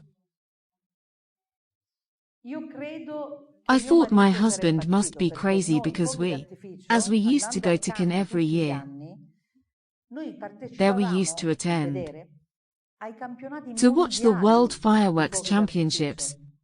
So, what would these be out of fireworks as beautiful compared to the Cannes ones?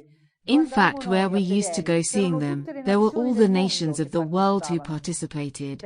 Well, that evening he took his cell phone and recorded a video.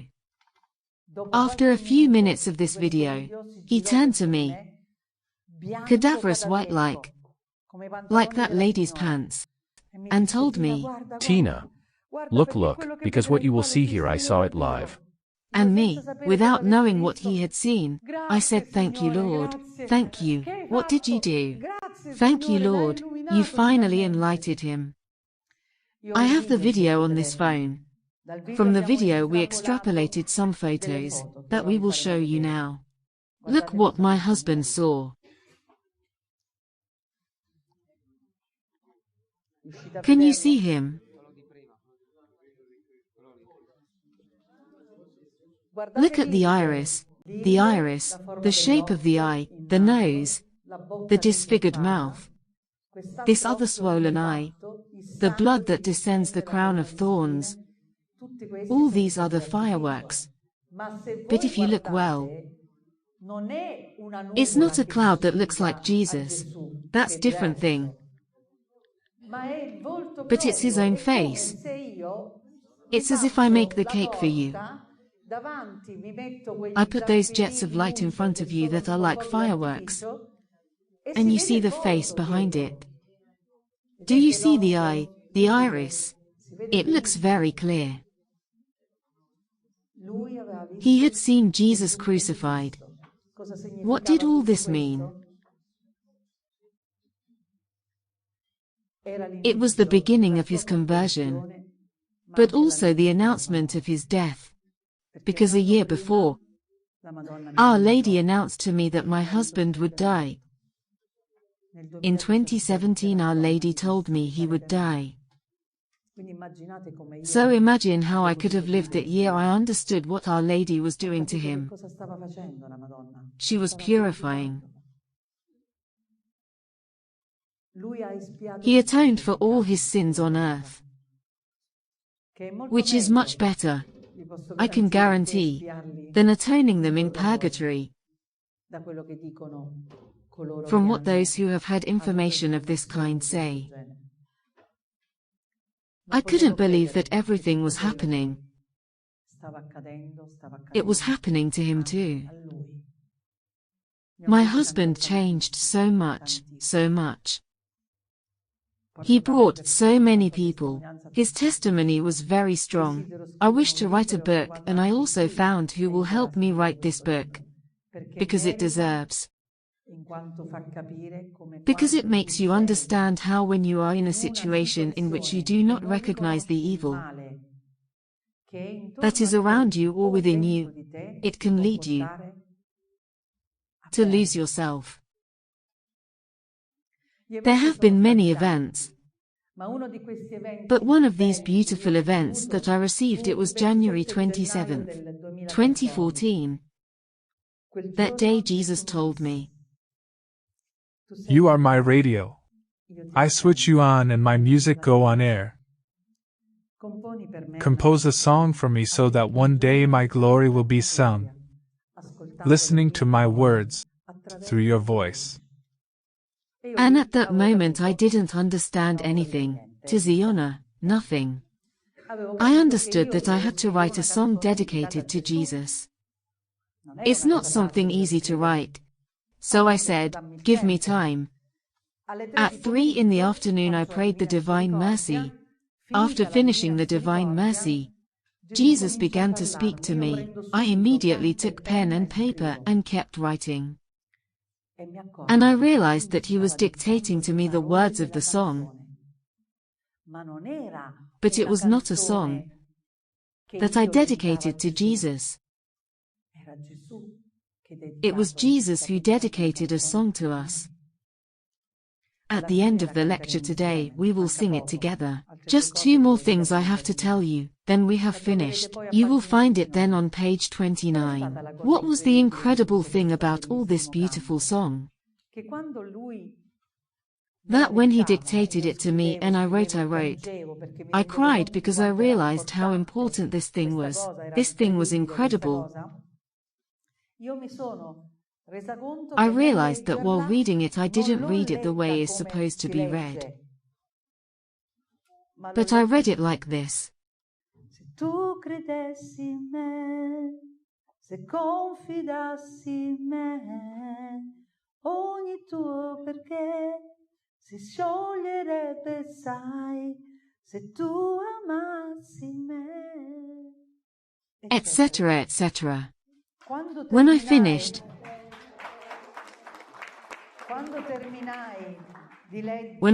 reading it, I already had the melody. He had already given me the words, he had already given me the melody, and from me there was only the voice. This is the only one song that Jesus did. Think about that. And what does it speaks about? Of his mercy.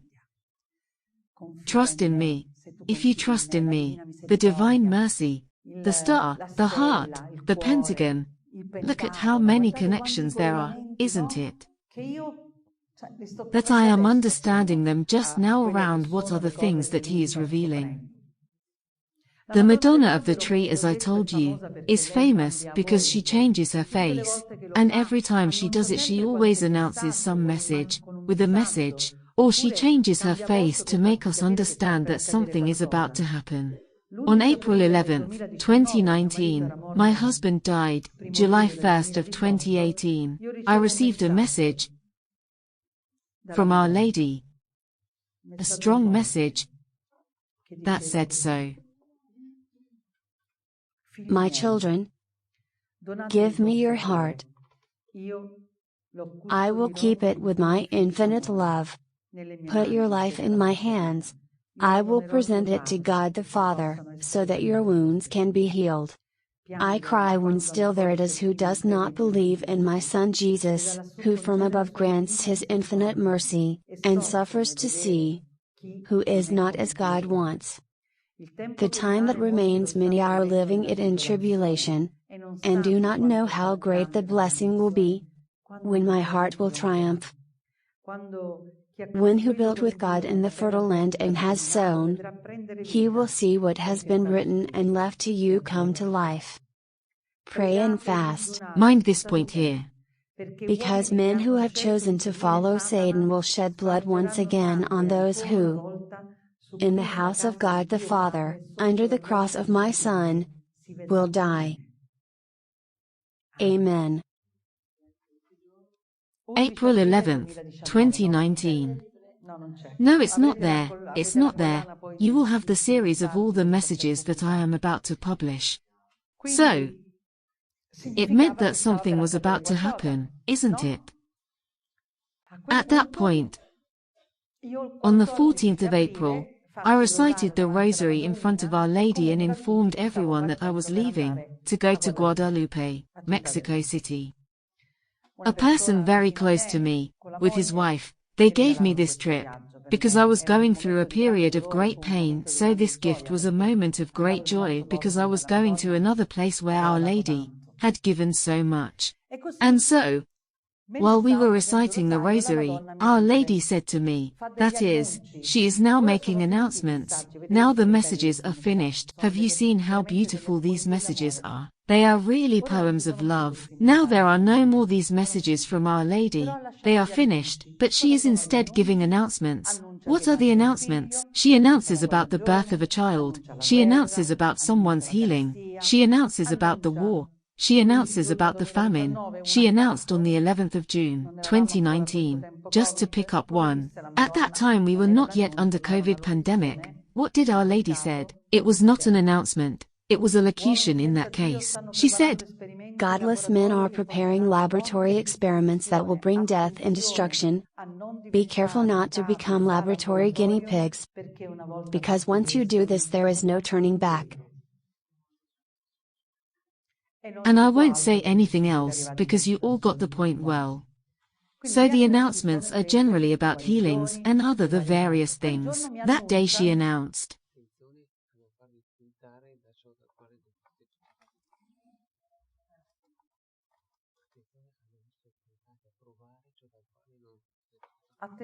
Be careful not to try something from which. Be careful not to be tempted to try what you won't be able to go back from. The broth. They understood it. That's the soup. Ahaha. There was no need. It's clear. By now I hope it's clear. So,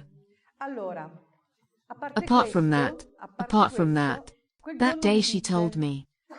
Now that you will leave, there will be many signs that all the others will also see. All the others who were with me. And all those next to me said, oh gosh, Tina, what there will be? I said, don't know, I don't know. I never know what's happening. I never know what she'll tell me. There wasn't a clock, a date, a moment to refer to. I knew it could come at any moment. Think that last time that Our Lady appeared to me she told. The next time that you will see me, you will be with your groom. And when my husband fell ill, we all thought in our ignorance that Our Lady would come to heal my husband and that she would be in the same circumstance as the first time I had seen Our Lady when he was sleeping. Do you remember? No. The groom was not my husband. The groom is Jesus. So she exactly announced to me that I would never see her again. I would never see her again as I have always seen her. I would feel her like today. She was there. I would feel her when she behind me. When she rests her hand on each head and everyone feel her. When the Holy Spirit passes among us and suddenly a gust of wind rises. These are the perceptions of the presence of Mary. So I left. I went there. To Mexico City, so the first thing we did what it was. To go and take a picture of Our Lady of Guadalupe. This is Our Lady of Guadalupe. Turn it off a little so you can see it better. Do you see it? So we all gathered in front of this picture to take the picture, and me with them. The problem is that I didn't have this picture on my phone when I photographed, but this one. Can you see the picture? Could we zoom in the face?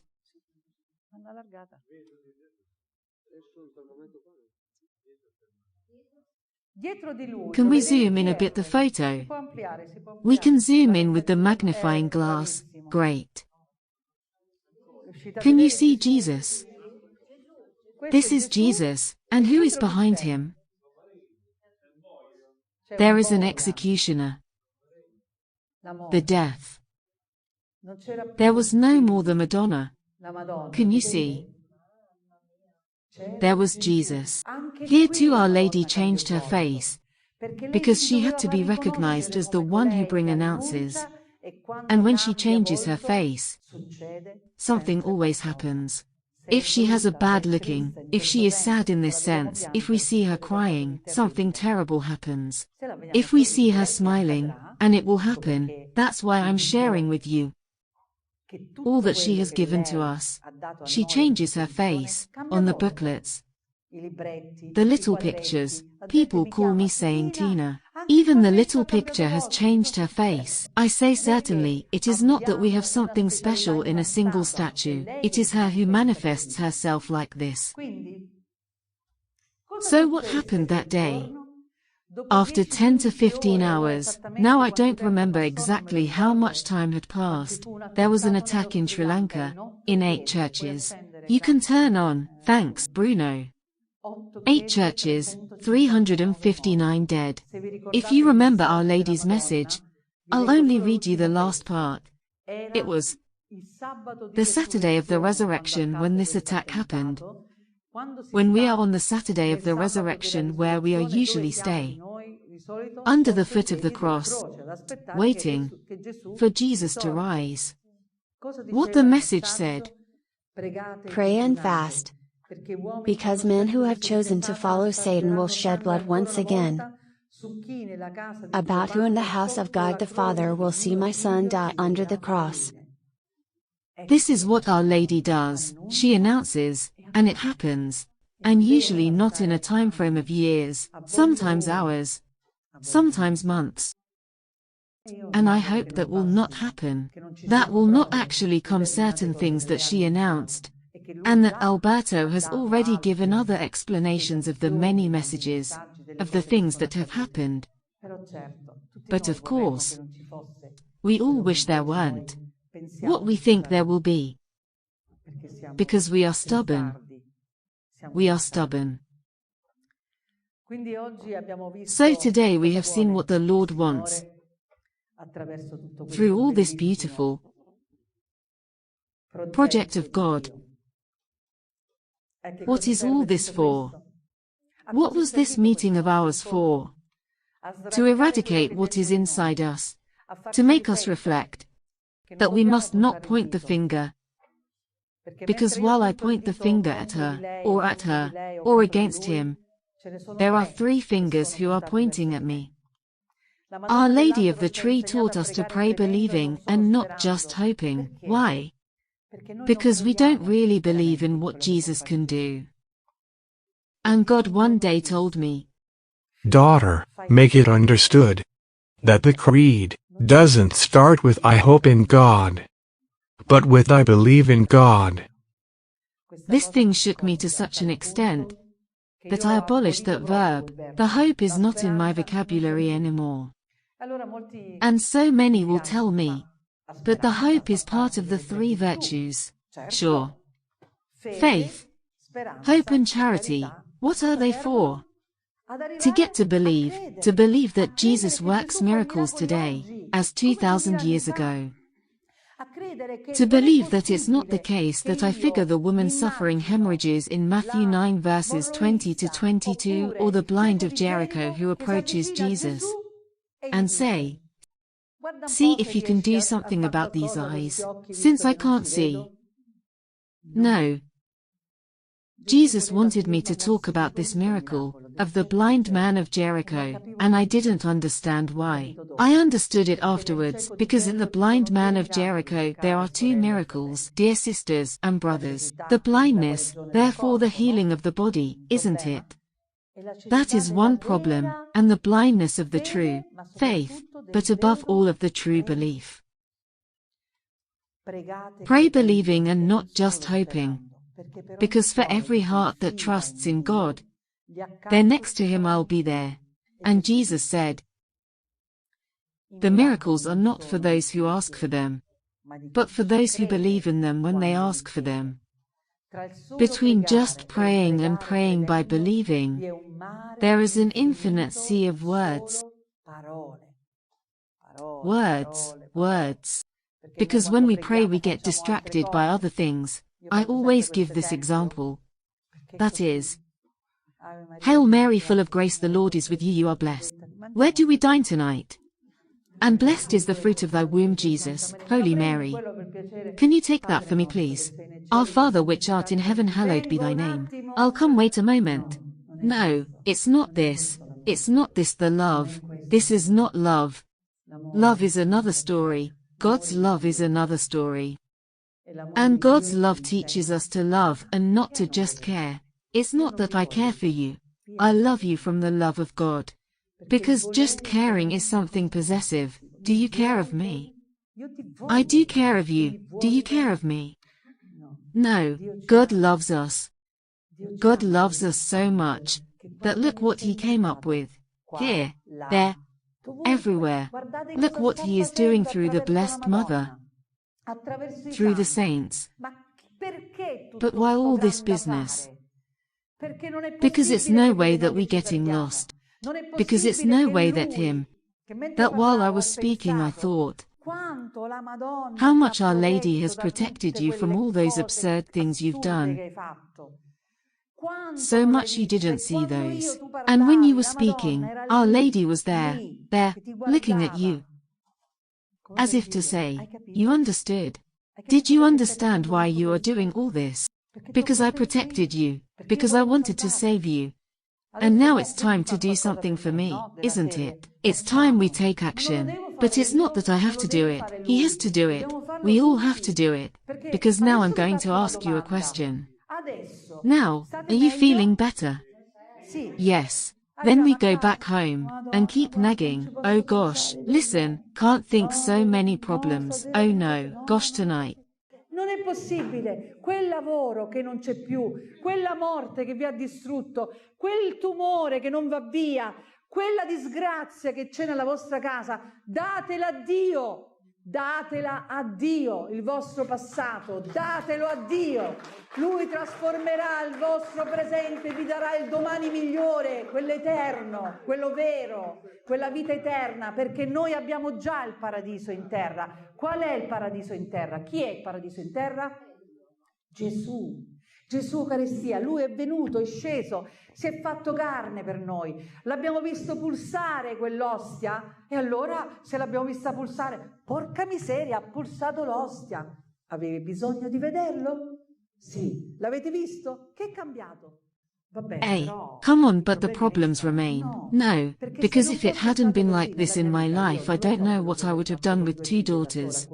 alone with all the troubles that came even after my husband's death. What made me move forward? The love of God. And every time my daughters said, "Mom, how do we carry on?" Don't worry, love, God sees and provides. Ricordatevi sempre, se Dio vuole, tutto si sistema. E tu, se tu credi in Dio, tutto si sistemerà. Ma ci devi credere.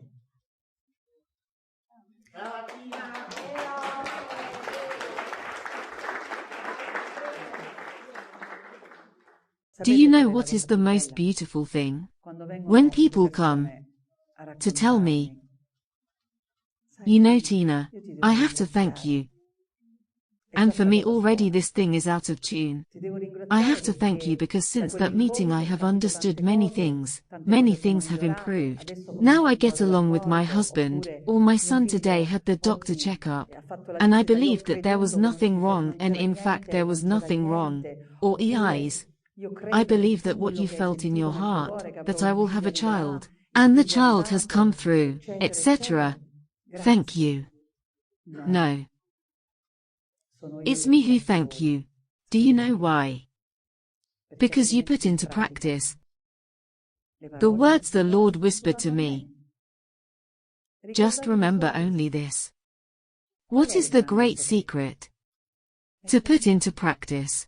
And I conclude with a last beautiful vision. In truth they are two, one linked to the other. One day God, I knew it was him, but I didn't see him. He took me in a white Fiat 500. Fiat 500, yes, what to say, it was a new Fiat 500, but of the new ones, a white 500. And he took the book. I knew it was God next to me. It wasn't Jesus, but it was God. He took the book. He said, "What is this?" He showed me the driving school book. And I said, "This is the theory book." Good. What you need it for? To learn to drive. So you just have to browse through it. No, I have to study it. Why you have to study it? Because I have to remember everything that is written there. Because otherwise at a traffic light maybe, boom, I'm going on red light and I kill someone besides me. Good. So you have to put it into practice. Perfect. Then he takes out the Bible. What is this? This is yours. It's you. This is your word. What is the use of? To learn how to walk in life. So you have to live through it. No. You have to do the same thing. Okay, now we can go. Let's go. I started the car. Went right, went left. There was a big road access ban signal. I said, "No, Lord." Okay, turn left. Go on. Stop. Okay, now you can get off. I said, "But Lord." Go, and don't be afraid, because if you will put all my words into practice, you won't get lost and nothing bad will happen to you, because I will always be with you. Amen.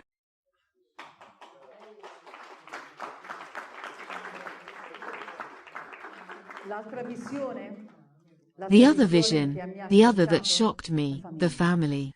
I gave it so much, I suffered so much for the family, to keep the family together, because there are so many bad people around who want to destroy it, and so obviously, who can win at that point?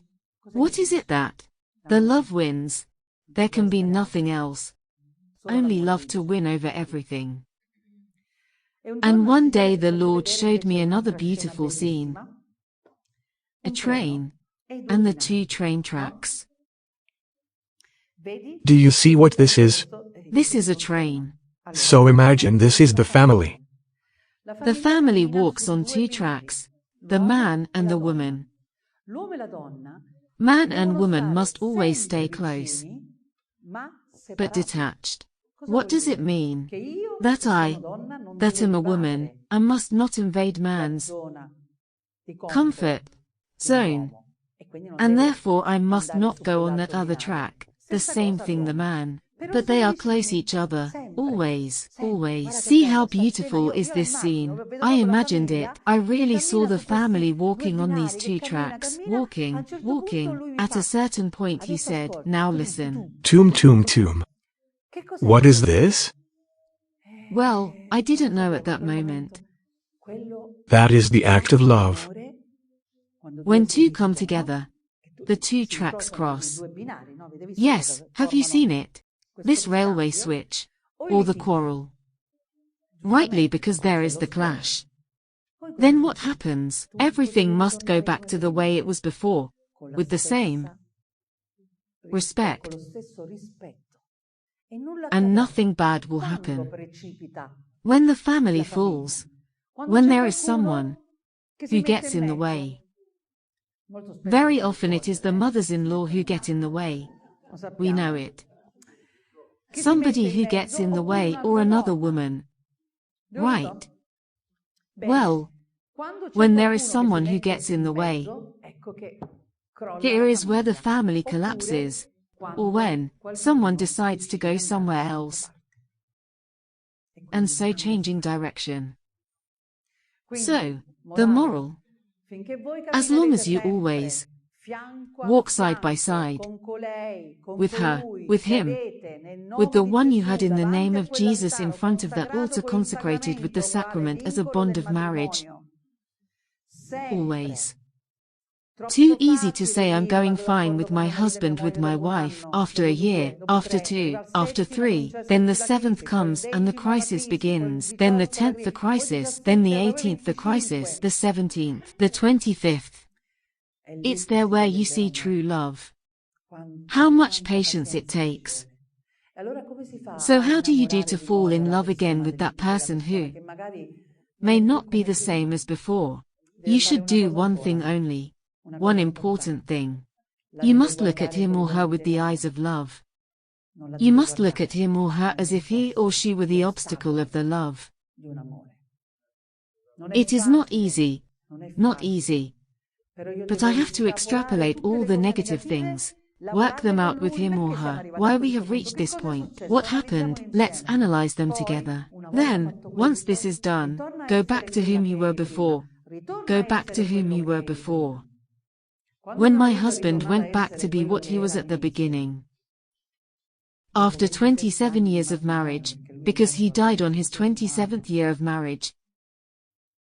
When my friends came to my house, when they were with me at home, and my husband would arrive suddenly. I was telling this story to someone today. After 27 years, he would arrive maybe at 5 p.m. instead of 7 p.m. Myself, I was rejoicing and yelling, "Johnny, you've arrived." My friend said, "Oh gosh, you still this way, Tina?" I said, "Yes, yes, it's arrived, Johnny. Love, you've arrived." My eyes were shining. Why? Because I didn't just care about my husband.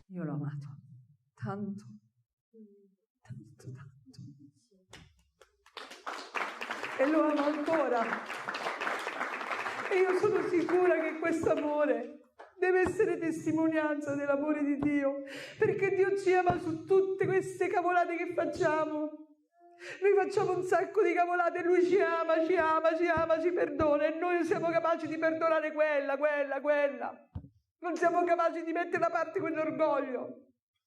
Non siamo capaci di vivere come il Signore ci dice di vivere. Ecco perché tutto si rompe, tutto diventa altruismo, tutto egoismo, scusate.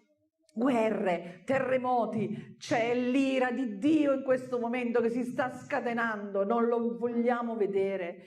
L'ira di Dio io l'ho vista, vi posso garantire che esiste l'ira di Dio. Quando tu non riconosci Dio e il Signore vuole fartelo vedere, è la stessa ira di un padre. Non è possibile che tu non hai capito questo. Ti ho detto 1000 volte che non devi toccare. Cosa diciamo ai nostri figli? Ecco. Here it is the wrath of God. And God uses the circumstances to change us.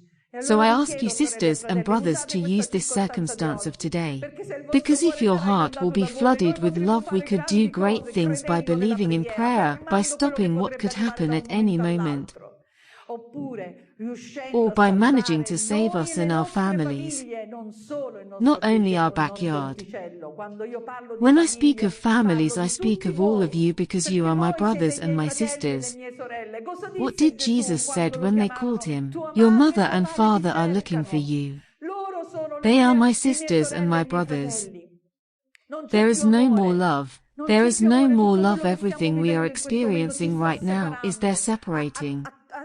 It uprooted from our heart the very human sentiment. The sentiment. But love cannot be eradicated. The emotion may get uprooted. The good may get uprooted. Because sentiment comes from one thing to another. First I love you. Then I hate you, then you are indifferent to me. That is a sentiment. Love, no, is another thing. Tutte le persone che mi hanno fatto del male, tutte, se oggi venissero davanti a me ad abbracciarmi e a dirmi mi dispiace, io le abbraccerei con lo stesso amore che Gesù ha fatto con ognuno di noi. And we must do it with those we have hurt, who we have harmed. This is what the Lord wants: humility, acknowledging ourselves as sinners, being able to understand what we have been up to in our life. Someone said, you know, Tina, I would like to tell you about my son, because my son, your son? And you? Did you introspect why this happened? Perhaps this happened because you didn't listen to him. Maybe your child stay on his phone all day because there's anyone that talks to him. And in this period it is my daughters who are saying this thing to me. Mom, you're always on the phone. And I say, but I have to talk to people because they're in trouble. You should have understood by now. They don't understand it. They're right. And I apologize to you, to Gilda and Greta. But God's mission is not for our little garden. Know this. It is for the Lord's vineyard. Because otherwise it is too easy to take care only that piece of land that belongs to us. That is selfishness. It is not love. Amen.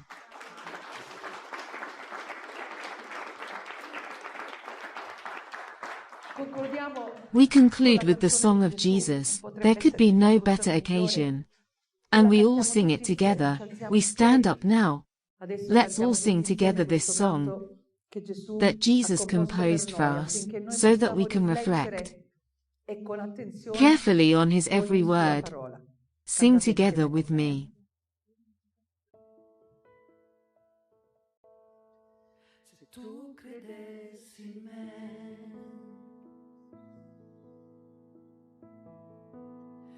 Confidassi in me,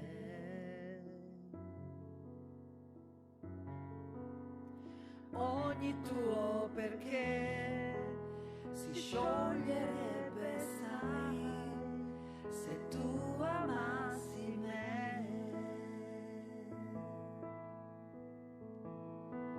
se tu cercassi me, se tu cercassi me, se tu volessi me, se tu volessi me, ogni difficoltà, ogni cosa scomparirebbe, se avessi fede, se solo tu avessi fede in me. Stringi al tuo petto la croce che porti, non domandarti perché. Poni il tuo sguardo guardando i tuoi occhi, non vedi che guardano te. Lasciami entrare e grida al tuo cuore che tu vuoi restare con me. Niente e nessuno potrà mai cambiare l'amore che provo per te. Non sarai più solo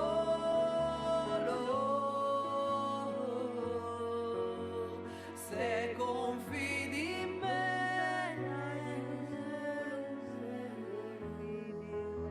Tu non sarai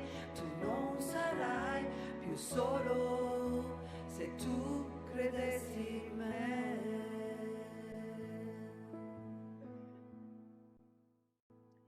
And in order not to do an injustice to the little Madonna, who gave this beautiful prayer dedicated to Jesus, let's sing it together. This is at page 15. Page 15. And do it together with the prayers of Hail Mary, Our Father, and glory be to the Father, so as Jesus asks every day until the end of times. This prayer is dedicated to Jesus. It seems it could be the only prayer dedicated to Jesus, because the only prayer dedicated to Jesus is the invocation, the one that was given to Lucia of Fatima from Our Lady, where it says, Jesus, forgive our faults. Exactly, this is the short prayer invocation. As in the prayer to Our Father, there is not only Jesus, there is the Father, the Son, the Holy Spirit. In the Hail Mary, there is not only Jesus, there is the Our Lady. In the glory to the Father, there is the glory to the Father, etc. Actually, there is not a prayer dedicated to Jesus only, and Our Lady wrote it for us. Listen how beautiful is this song that I wanted, dedicate to Jesus with these words of the Heavenly Mother.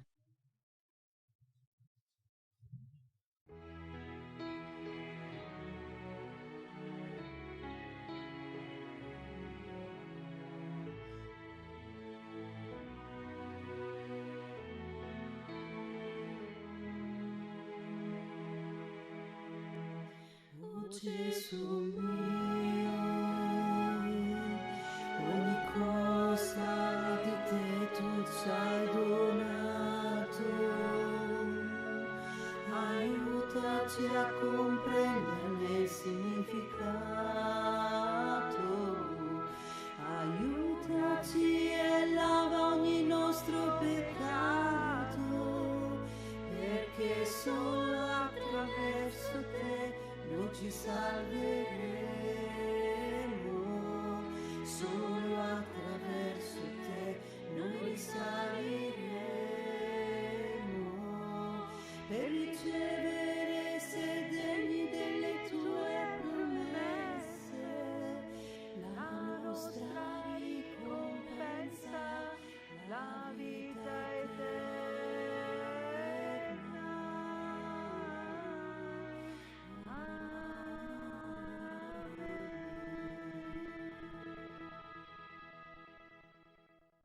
Praised be Jesus Christ, always be praised.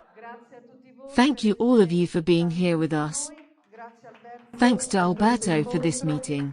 Thank you for what Our Lady did and for what she will do. Protecting us from all. Protecting us. I was saying, from all the snares of the devil. Be careful. Be attentive, do not let yourself be tempted, and entrust everything to Mary and Jesus. Amen, Amen, Amen. Hallelujah.